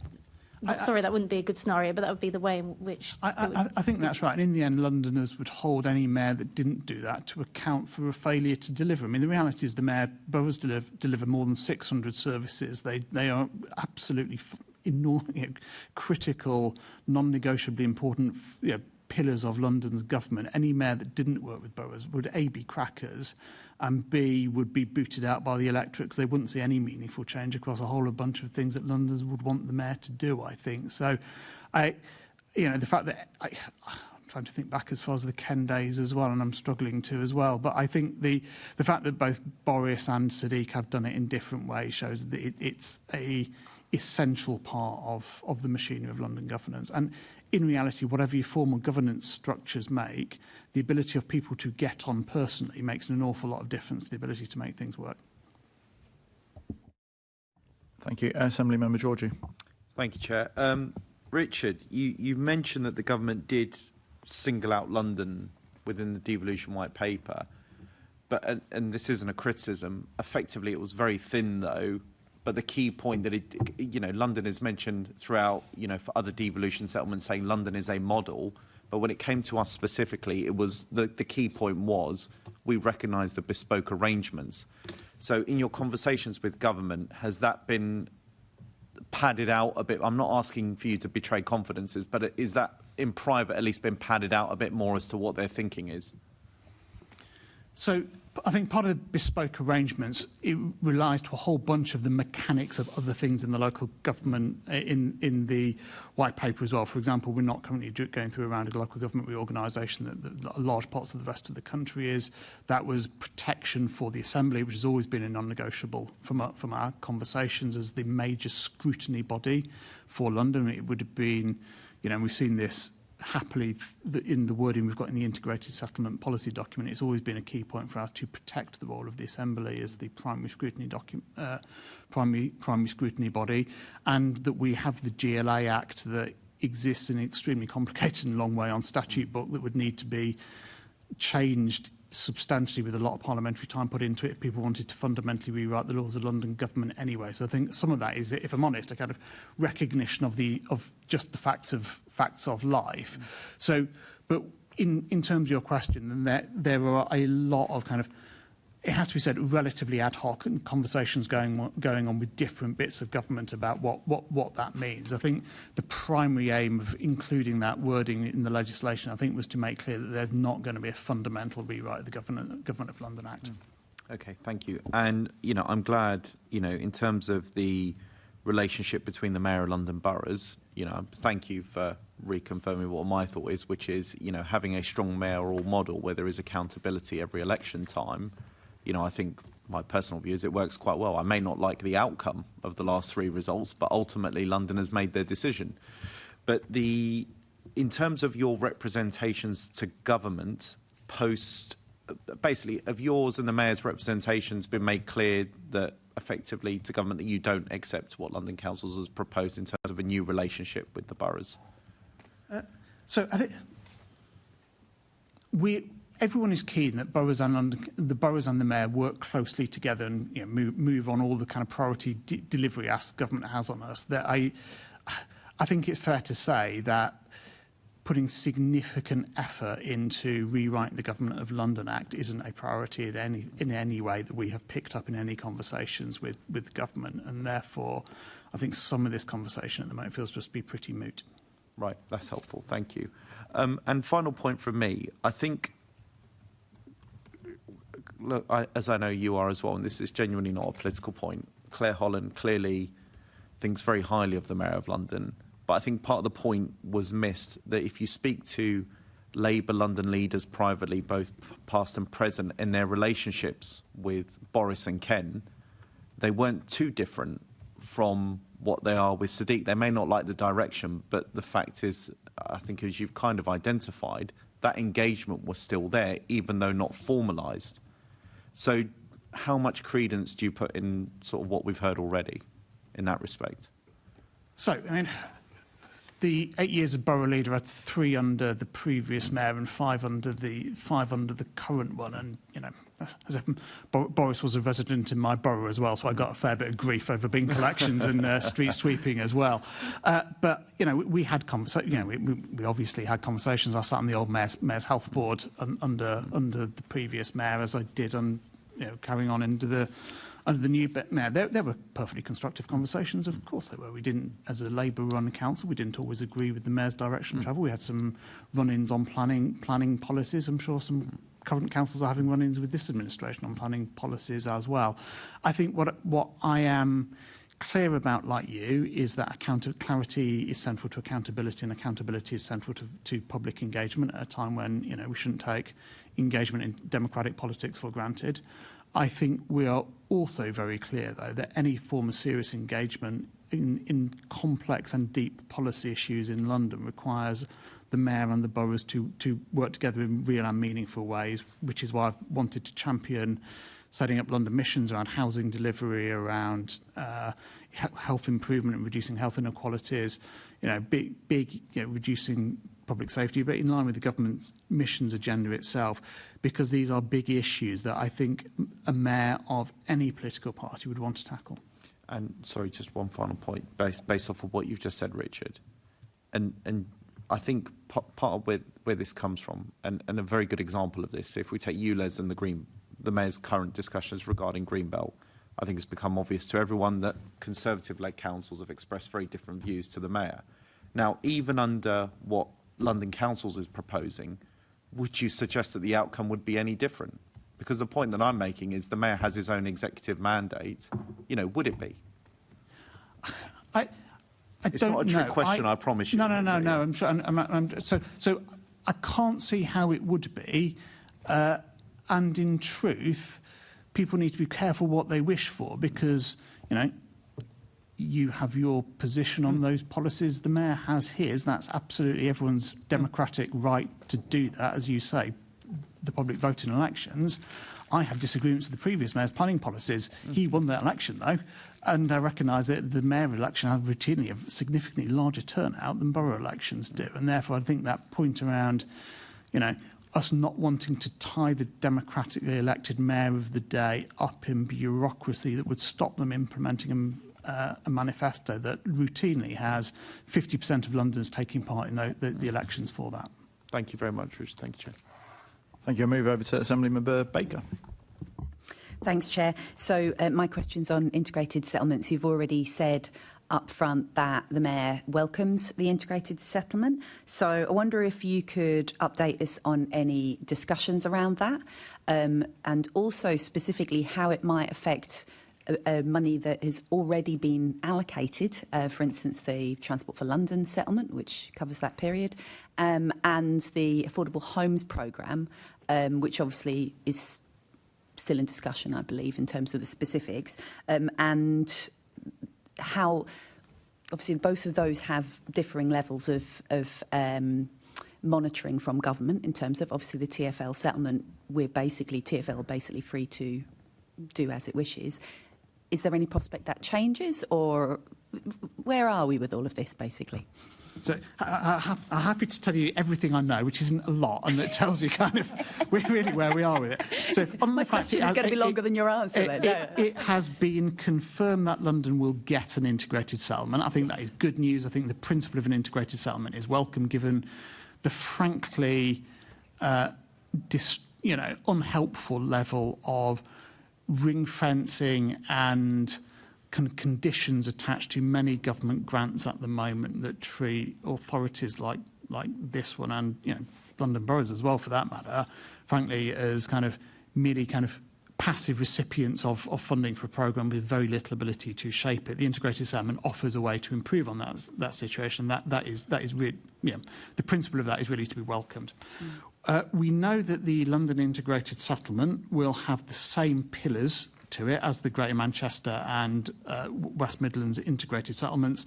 That's local growth and place, local transport, adult skills and employment support, housing and regeneration, and buildings retrofit stroke warmer homes. What we do not know yet, and this is really where the rub is, therefore, what within those pillars, what funds will be transferred into them, and also the quantum of those funds that London is going to get for the next CSR period. And those two things really are the kind of definitive things, and those discussions will happen with government, I think, over the autumn in the run-up to the local government spending settlement is where we anticipate that being concluded, but we will see. You asked specifically about the TfL capital funding deal. We've never asked for that to be part of the integrated settlement, and the DFT never wanted it to be either. It's too big, and it would dominate the whole thing in a way that would actually distract from other spending priorities. So we've always seen keeping TfL funding as separate, but we are. But obviously we would like to see kind of more significant government funding streams like the AHP moved into the integrated settlement. That would give us a bit more flexibility over how that could be spent. But in truth, those conversations over the design of the AHP are going on at the moment, and so it could be we get those flexibilities through a different route. Okay, thanks very much. That's really helpful. Assemblymember Russell. Thank you. I'm just wanting to pick up on fiscal devolution. We heard from Tony Travers just now about how generally he thinks local government finance needs reform. It's incredibly complex. And he also was suggesting that things should be handled within London, things like revaluation for council tax. And he seemed to be suggesting that London could be leading and that there were real incentives for the mayor to actually build, and for the boroughs actually, to build a more robust tax base. So first question, just how are you lobbying for further fiscal powers, given that there's fairly limited reference to fiscal devolution in the white paper, and which powers are you targeting, and have you made any progress? I'm not sure there's any reference to fiscal devolution in the white paper, is there? I'm not sure. That's limited was possibly generous. It's fair to say it's an MHCLG written document. From our point of view, if we are looking at comparing London as a global city, actually fiscal devolution is central to this, because actually that's, you know, you need money to be able to do anything. You need both money and powers, and just getting powers without funding is pretty moot. I think we are looking specifically at a number of different things. Number three, and I'll raise three, but conversations are happening, and to a degree some of this is tactical as well, depending on where there is interest in government that we are then kind of picking up and latching onto. I think number one, we're looking at infrastructure, like long-term infrastructure funding. I know Tony talked about the TIF scheme around Battersea, so I won't repeat the points. It is, I think, the only major TIF scheme anywhere in the country at the moment for a £2 billion scheme, which is welcome. It was negotiated by the previous mayor, and you know, strongly congratulate his administration for doing that. But it took 2 years to negotiate a £2 billion scheme. If we're looking at that on any kind of scale, or raising up, say, a £9 billion Bakerloo line extension scheme, then you're looking at enormously, like, prohibitive levels of complexity going into this. And ultimately, any kind of innovative financing scheme is just a financing scheme. You're looking essentially at borrowing money from someone and giving them the confidence that they're going to get it back. And at the moment, it remains, a inherent scepticism that goes beyond the minor matter of which party is running the government in Treasury, that these funds repay themselves. I think our best argument is if you look at the success of the Elizabeth line, which goes way beyond what the Treasury ever anticipated it to do. The Treasury thought that most new riders on the Elizabeth line, as I recall from way back when, would be stolen from other forms of public transport, and that simply hasn't turned out to be the case. The majority, many new riders on the Elizabeth line are people who would have chosen a different form of transport otherwise, because it's such a high quality service. So I think we are trying to run an argument that actually looks in reality at what's happened on some of, Northern Line, Elizabeth Line, some of those things, to try to compare it to, assumptions that make getting these things ready together. We're also interested in, at the moment, TIF schemes also only work on business rates. So they work for commercially led schemes like Battersea Power Station. They don't work on residential schemes. So it's not a mechanism that you could fund, for example, DLR extension to Thamesmead, because that's a housing scheme, not a commercial scheme. Mm-hmm. They don't work, and they are, it would be sensible to be able to fund a commercial regeneration scheme like Oxford Street on the basis of the extra VAT revenue the extra shoppers would get for government. We think this would generate, the Oxford Street scheme would generate £80 million in extra VAT revenue every year. Why can't we do a TIF off that? I mean, at the moment, the Treasury just banks it. And are you getting a positive response to those kind of suggestions? I think there is real engagement, given the discrepancy between the country's level of infrastructure need and the level of core, like traditional public funding available to do it. There is real engagement around the core infrastructure stuff. I think beyond that, I think it starts to get more complex. I think we're also in, the Mayor has put on record that he's interested in overnight accommodation levy. Again, 95% of equivalent global cities to London, in fact, possibly every equivalent major global city to London has an overnight accommodation levy. I've just booked my summer holiday.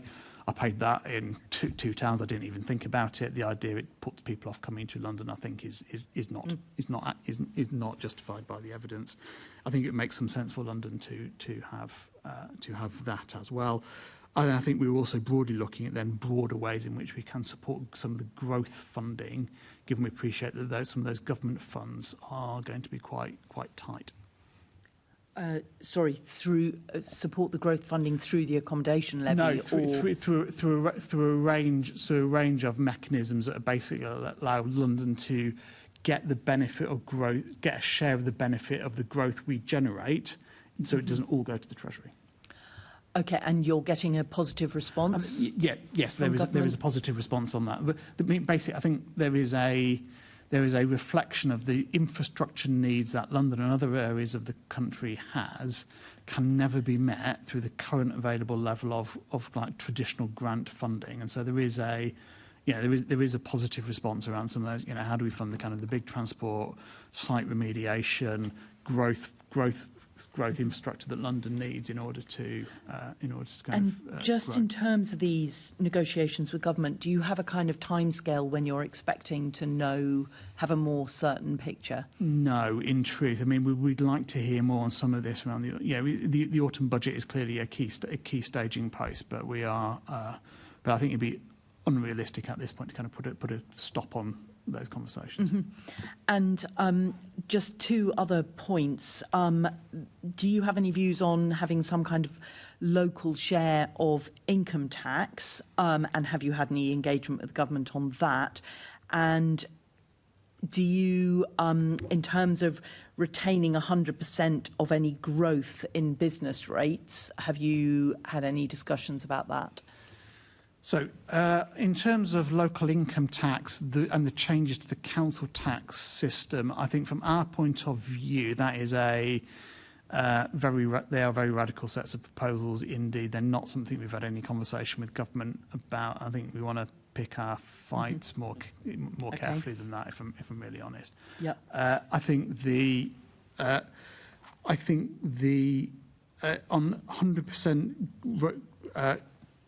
growth of business rates, that is a thing that Greater Manchester and Birmingham have got, but the sums involved compared to London are minuscule. Let's be honest, it would be very, very significant extra funding for government. So we are looking at. So there is a conversation going on really in the run up to the autumn the series of autumn spending announcements about how London keeping a greater share of its business rates can correspond with other spending decisions government have got at the moment.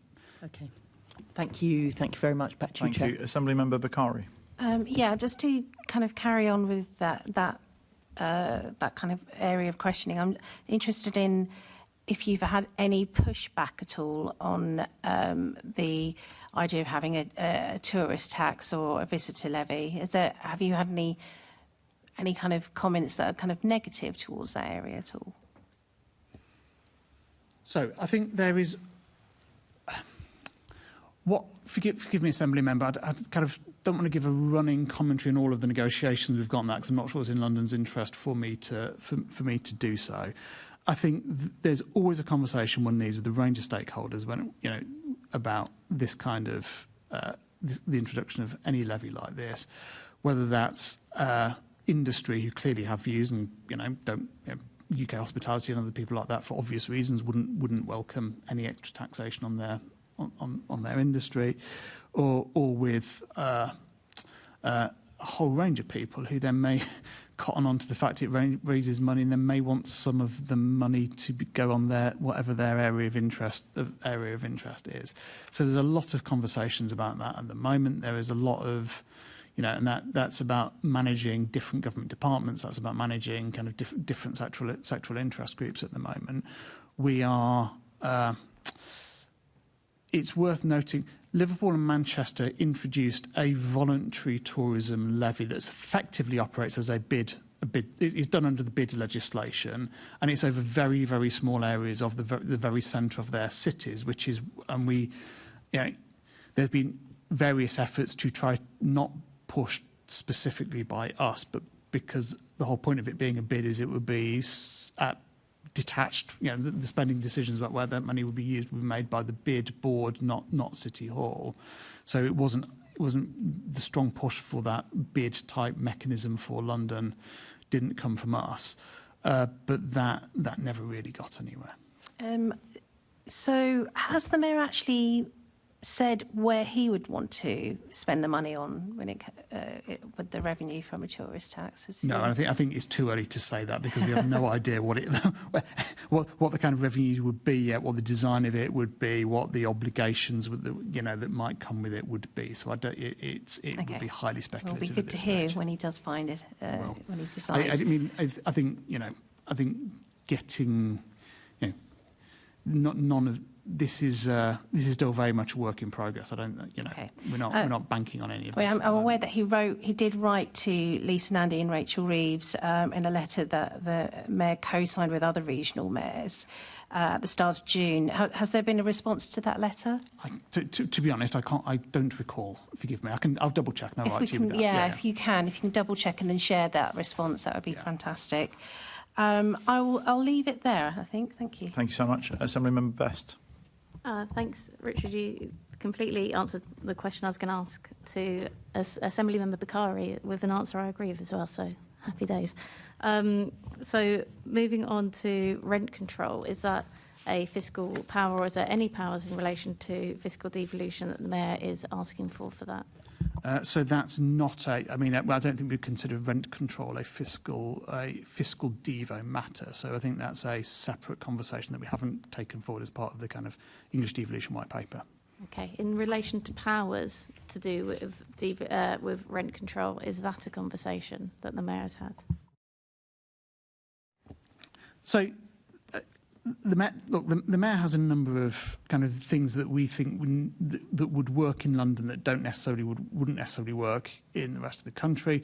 Some of that is, and this is conversations that we are making some progress with, are on things like the Mayor taking over from relevant secretaries of state and ability to sign off various things. One of those, I think, is landlord licensing schemes, which the fact that it has to go to Angela Rayner for personal sign-off feels, disproportionate to us, and that feels like the kind of thing that in future the Mayor should take over. The signing off of lane rental schemes where we charge utilities to dig up the roads, which I think is probably, I'm sure, has cross-party support on this platform. Each scheme has to go to the Secretary of State for Transport for sign-off at the moment. Again, that feels to us disproportionate and could easily be done at regional level. On the specifics of rent controls, look, that remains a strong thing that the Mayor supports, but that's beyond the scope of the English Devolution Act. That would have required specific legislation. Thanks.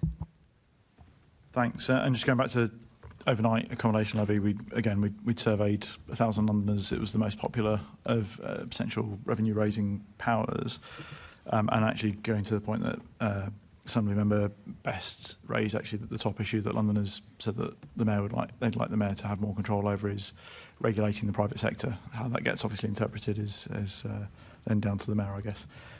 Back to Assemblymember Bakari, who's going to cover opportunities for devolution in other policies areas. Yes, thank you, Chair. So in January 2025, the Mayor stated that he was lobbying the government for a greater role in overseeing skills and employment.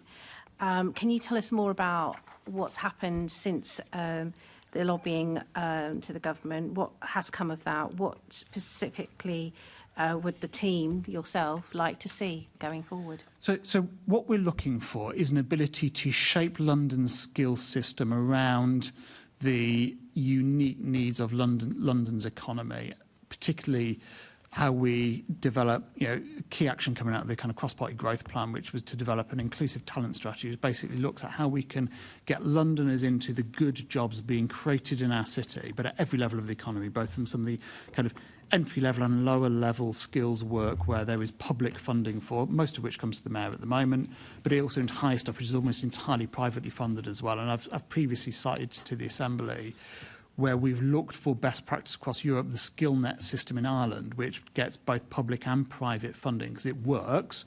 So companies companies put their training budget into the system. So we think we are making good progress in getting the kind of freedoms and again, I'm reluctant to kind of give running commentaries on all of this kind of stuff, but I think we are making good progress in getting the freedoms that we will need within the skills system around all of that. At the moment, as you know, there's almost no freedom at all for this Mayor or the previous Mayor who also had skills to fundamentally shape the system. It is basically we administer the system we're given and try to do that as as effectively involve, as we can. a devolved apprenticeship levy and a youth guarantee as well? So again, the apprenticeship levy is changing nationally. It's becoming the jobs and skills levy, and so we're waiting to see details of what that national change will lead to. The point about the youth guarantee is that you need the resources and powers to do that. And we don't have those at the moment, and we are that's is that in discussions? It's an interesting test. I think the youth guarantee is probably a national policy rather than a regional one at the moment. Okay. And I did talk to the other panel about housing as well, and we were talking about the need to disincentivise people, second homes and under occupancy. What's the position of the mayor in terms of the stamp duty, whether he'd abolish it or even reduce it? So at the moment, devolving property taxes, including stamp duty, was the kind of number one ask of the London Finance Commission, which Tony ran for both Boris and Sadiq. I still think that makes sense. I wouldn't claim that we've made massive progress on that kind of thing. I mean, all of that the Treasury regards as money it currently gets that would have to be redistributed, and that would lead to cuts in national spending programmes if it was taken away from them and given to someone else. So. So we haven't put a lot of thought, if I'm really honest, into how we would redesign those systems, given that would be highly contentious and would require a lot of careful consideration and stakeholder engagement until that we were further down the line in actually being There able is to an get interest, those powers. though, to have greater control over property tax? The London Finance Commission report remains our kind of fundamental set of asks. If that was on offer, then obviously we think that would be sensible, and it would bring London into line with other global cities. And I think Londoners themselves would welcome the transparency and accountability that would bring. But I have to say, I don't think it's on the table at the moment. Okay, great. Thank you. Thank you. And move over to Assembly Member Georgiou. Thank you, Chair. Rich, with regard to potential scrutiny arrangements, if the Mayor does get what he asked for and he has more devolved powers and more devolved funding settlements, what potential, and I'm conscious the Mayor may not like what responses you give on this, but what are the potential, do you think, for broader summoning powers, more regular MQTs, or, more opportunities for the Assembly to scrutinise the Mayor and have more involvement? If I promised more MQTs, you'd rapidly see me click my P45 on the way out. But I think genuinely, I think scrutiny is extremely important. Scrutiny leads to better decision making. Scrutiny leads to transparency, and transparency leads to better democratic accountability. And I think whatever the cut and thrust of politics at times, I think the importance of the Assembly is enormous and recognised. And frankly, the clarity it gives of having a single body that kind of oversees scrutiny, that has a directly elected mandate back to Londoners, where you have your own mandate as well as the Mayor having his, I think is extremely important. I think, as Tony said, it's a model that works. Frankly, other areas of the country should look to adopt it as well. I think you were right to say there's a clear logic that where you have more power, there should be more scrutiny and transparency, because that is essential. From our point of view, the key task number one was to effectively re-secure the case for the status quo as the Assembly, as the clear body tasked with accountability for London. I think we've done that now through the integrated settlement policy document. I think that is a welcome step forward. So the Assembly becomes the body that would scrutinise London's integrated settlement. I think there's a useful conversation about what we can best do to support you to do that, and the structures through which you want to choose to do that as well, because it would cut across a number of the different Assembly subcommittees. So, let's take that offline and have talk about how we do that. I mean, it's very much for the Assembly, not the Mayor, to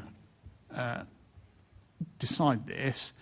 I do think, having appeared before local overview and scrutiny committees more than once in my life, and having appeared before the Assembly, there is a thing for Assembly members to think about how you work with borough scrutiny arrangements to tighten that up as well. I think that would be interesting. No, I think what you've just said is a very mature approach, but what I didn't hear in that response, and perhaps you haven't lost your charm as a leader of a council and dealing with awkward internal groups, but I think my point is, you're saying it's up to us, and as part of the integrated settlement, yes, we decide how to divvy that up. But fundamentally, in terms of statute, we would what I'm suggesting, or what the committee is suggesting, is would it not be wise for the Assembly to have more statutory powers in order to scrutinise the mayor, his deputy mayors, possibly you? Certainly me. I think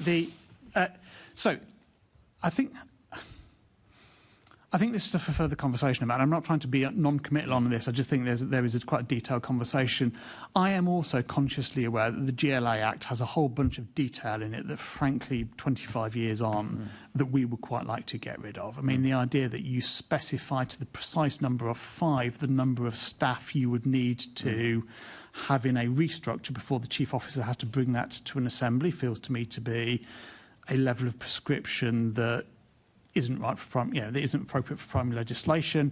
The fact that the budgetary time, I mean, this is all stuff we discussed. I'm not saying anything that we haven't already discussed. The fact that the mayor has to bring a budget to you in November before we know how much money we've got, before you know how much money we've got, which means we have those pointless conversations every November where we both sides get annoyed at each other because you're asking fair questions we don't know the answer to yet. That feels not a great use of anyone's time, but it's mandated in statute at the moment. I think there's a whole range of ways actually we could try to work to get this on. What we're not clear at the moment about, actually, given all of this is changes to primary legislation, is what parliamentary time there is available to do that. And I think that's understanding that is the next key step. Thank you, Chair. Thank you, Assemblymember Russell. Yeah, very briefly, because we know we've only got you for 5 minutes. During the budget process, we go backwards and forwards trying to work out when the Fair's decision is coming. And although we have published mayoral decisions now, we don't have a kind of forward plan of dates so that we can plan our scrutiny. So do you think that there is a case for having a forward plan so that to help with that scrutiny process? Yes, I think there is. And there is something of a forward plan around when MDs are coming and things like that. Most of these decisions are taken broadly around the same time each year. So I certainly think that is a thing. Yeah, so I do think there is a case for that. I think it plays into the fact that there probably is room for a kind of mature conversation between both the Mayor's Office and the Assembly groups around how we manage some of this scrutiny so you get more out of it. And we, it's the effort we put into it, which is really important. And it's important we do that because scrutiny and transparency is important, but it isn't wasted effort because we're not having 4 rounds of budget scrutiny questions when, frankly, it's only the latter 2 of those when we actually are dealing with hard numbers and can provide useful information to you.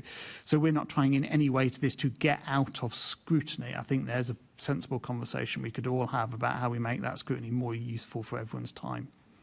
Thank you. And just going back to what Assembly Member Georgiou was picking up on, other world cities have their mayor or senior politicians on the board of their water companies like Paris and Berlin. And I just wonder whether you think there is anything to be gained by trying to get some kind of formal accountability with Thames Water. I think there's some prior questions before we get into the question of saddling anyone with the legal liabilities of a director of Thames Water at the moment. I think so. Firstly, Thames Water obviously doesn't just operate in London. It operates for much of the wider southeast as well, and that's. That would be a pretty fundamental shake-up of the UK's water system if we just shifted it to London. I also think that the current structure of Thames Water doesn't, it would be invidious to ask anyone to serve as a board member with the legal responsibilities a board member of an organisation that state has at the moment. So what we're actually so I think the question is more about a kind of more democratic form of water. It's very clever, Caroline. It's more kind of democratic form of ownership of water. Systems, which I think at the moment, the mayor fundamentally thinks Thames is extremely concerned about the position on Thames Water. Clearly the model of water privatisation hasn't worked. It's seen massive extraction from water companies in ways that haven't benefited Londoners. But we would need to very clearly understand what would happen with billions of pounds, tens of billions of pounds of private debt before thinking about how the state or certainly the GLA may ever want to take on any of those liabilities. Thank you. Very sensible. Thank you, Chair. Thank you. Just to round up in terms of those questions around scrutiny, I think one of the areas that we know works pretty well in terms of scrutiny is pre-decision making scrutiny, and where the Mayor has obviously set out within their manifesto to achieve a certain outcome. The question is potentially how that is achieved, and there's an opportunity, for example, if we go back to the example of clean water, where very, very clear objective and outcome that the Mayor's latest manifesto is seeking to achieve, but working with the Environment Committee to seek to deliver how that's achieved. How could we make sure that is more, more business as usual going forward? So I think, and I'm conscious I've been quizzed heavily on delivery plans, and you haven't seen many of them yet. But I think what the delivery plans will give you is a much more public-facing set of projects and priorities that the Mayor is delivering across the entirety of his agenda, and I think that allows the Assembly, figuring out which committee some of these sit with, to then better hold us to account on the kind of stuff we're planning to do at the Assembly, because the whole point of delivery plans is it will be a much clearer statement of what our kind of more granular policy agenda is going forward. I was always struck by the fact that the GLA, unlike most local authorities, didn't have a corporate plan, and the whole point of the delivery plans is when you put them, the theory of change at the top of them about how we think, given the kind of broad powers and money we've got available, are we going to shift an area of life that's important to Londoners, and the projects we're then pursuing within it. And all of that will be in the public domain with an MD that sits alongside it. And all of that will be published, because all of them will come through in the forms of mayoral decisions, because they will include spending to deliver the projects contained within them. And I think that will give much more transparency about what the forward agenda is, and will allow much better kind of pre-scrutiny of decisions. Thanks. And my final question, just going back to that specific example of Thames Water, so where we've got private sector organisations and companies running public services such as water provision, we don't currently have within the legislation the ability to mandate them to come and sit here and answer questions before us. Is that something that you'd like us to be able to do going forward? I think a very good point. I mean, absolutely, the Assembly should have the ability to mandate other key service providers in London. Head of Chief Executive Network Rail, for example, provided many important services. With GB Rail comes in, I think that would be a very sensible change. Okay, well, thank you very much for your time, Richard. I really appreciate that. And if we can, so you're free to go. And if I can just come back to the committee and ask us to note the report as background for the questions that we've put to the invited guests, and note the subsequent discussions that we've had. And delegate authority to myself as chair in consultation with the deputy chair and party group lead members to agree any output arising from the discussions that we've had. Thank you very much. I did gloss over item number 7, which is the GLA Oversight Committee work programme. So if I can ask the committee to note the work programme from 25-26. And the last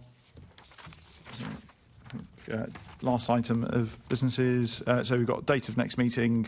The next meeting of the committee will be scheduled for the 10th of September at 2 p.m. in the chamber. And any other business I consider to be none. So the meeting is closed. Thank you.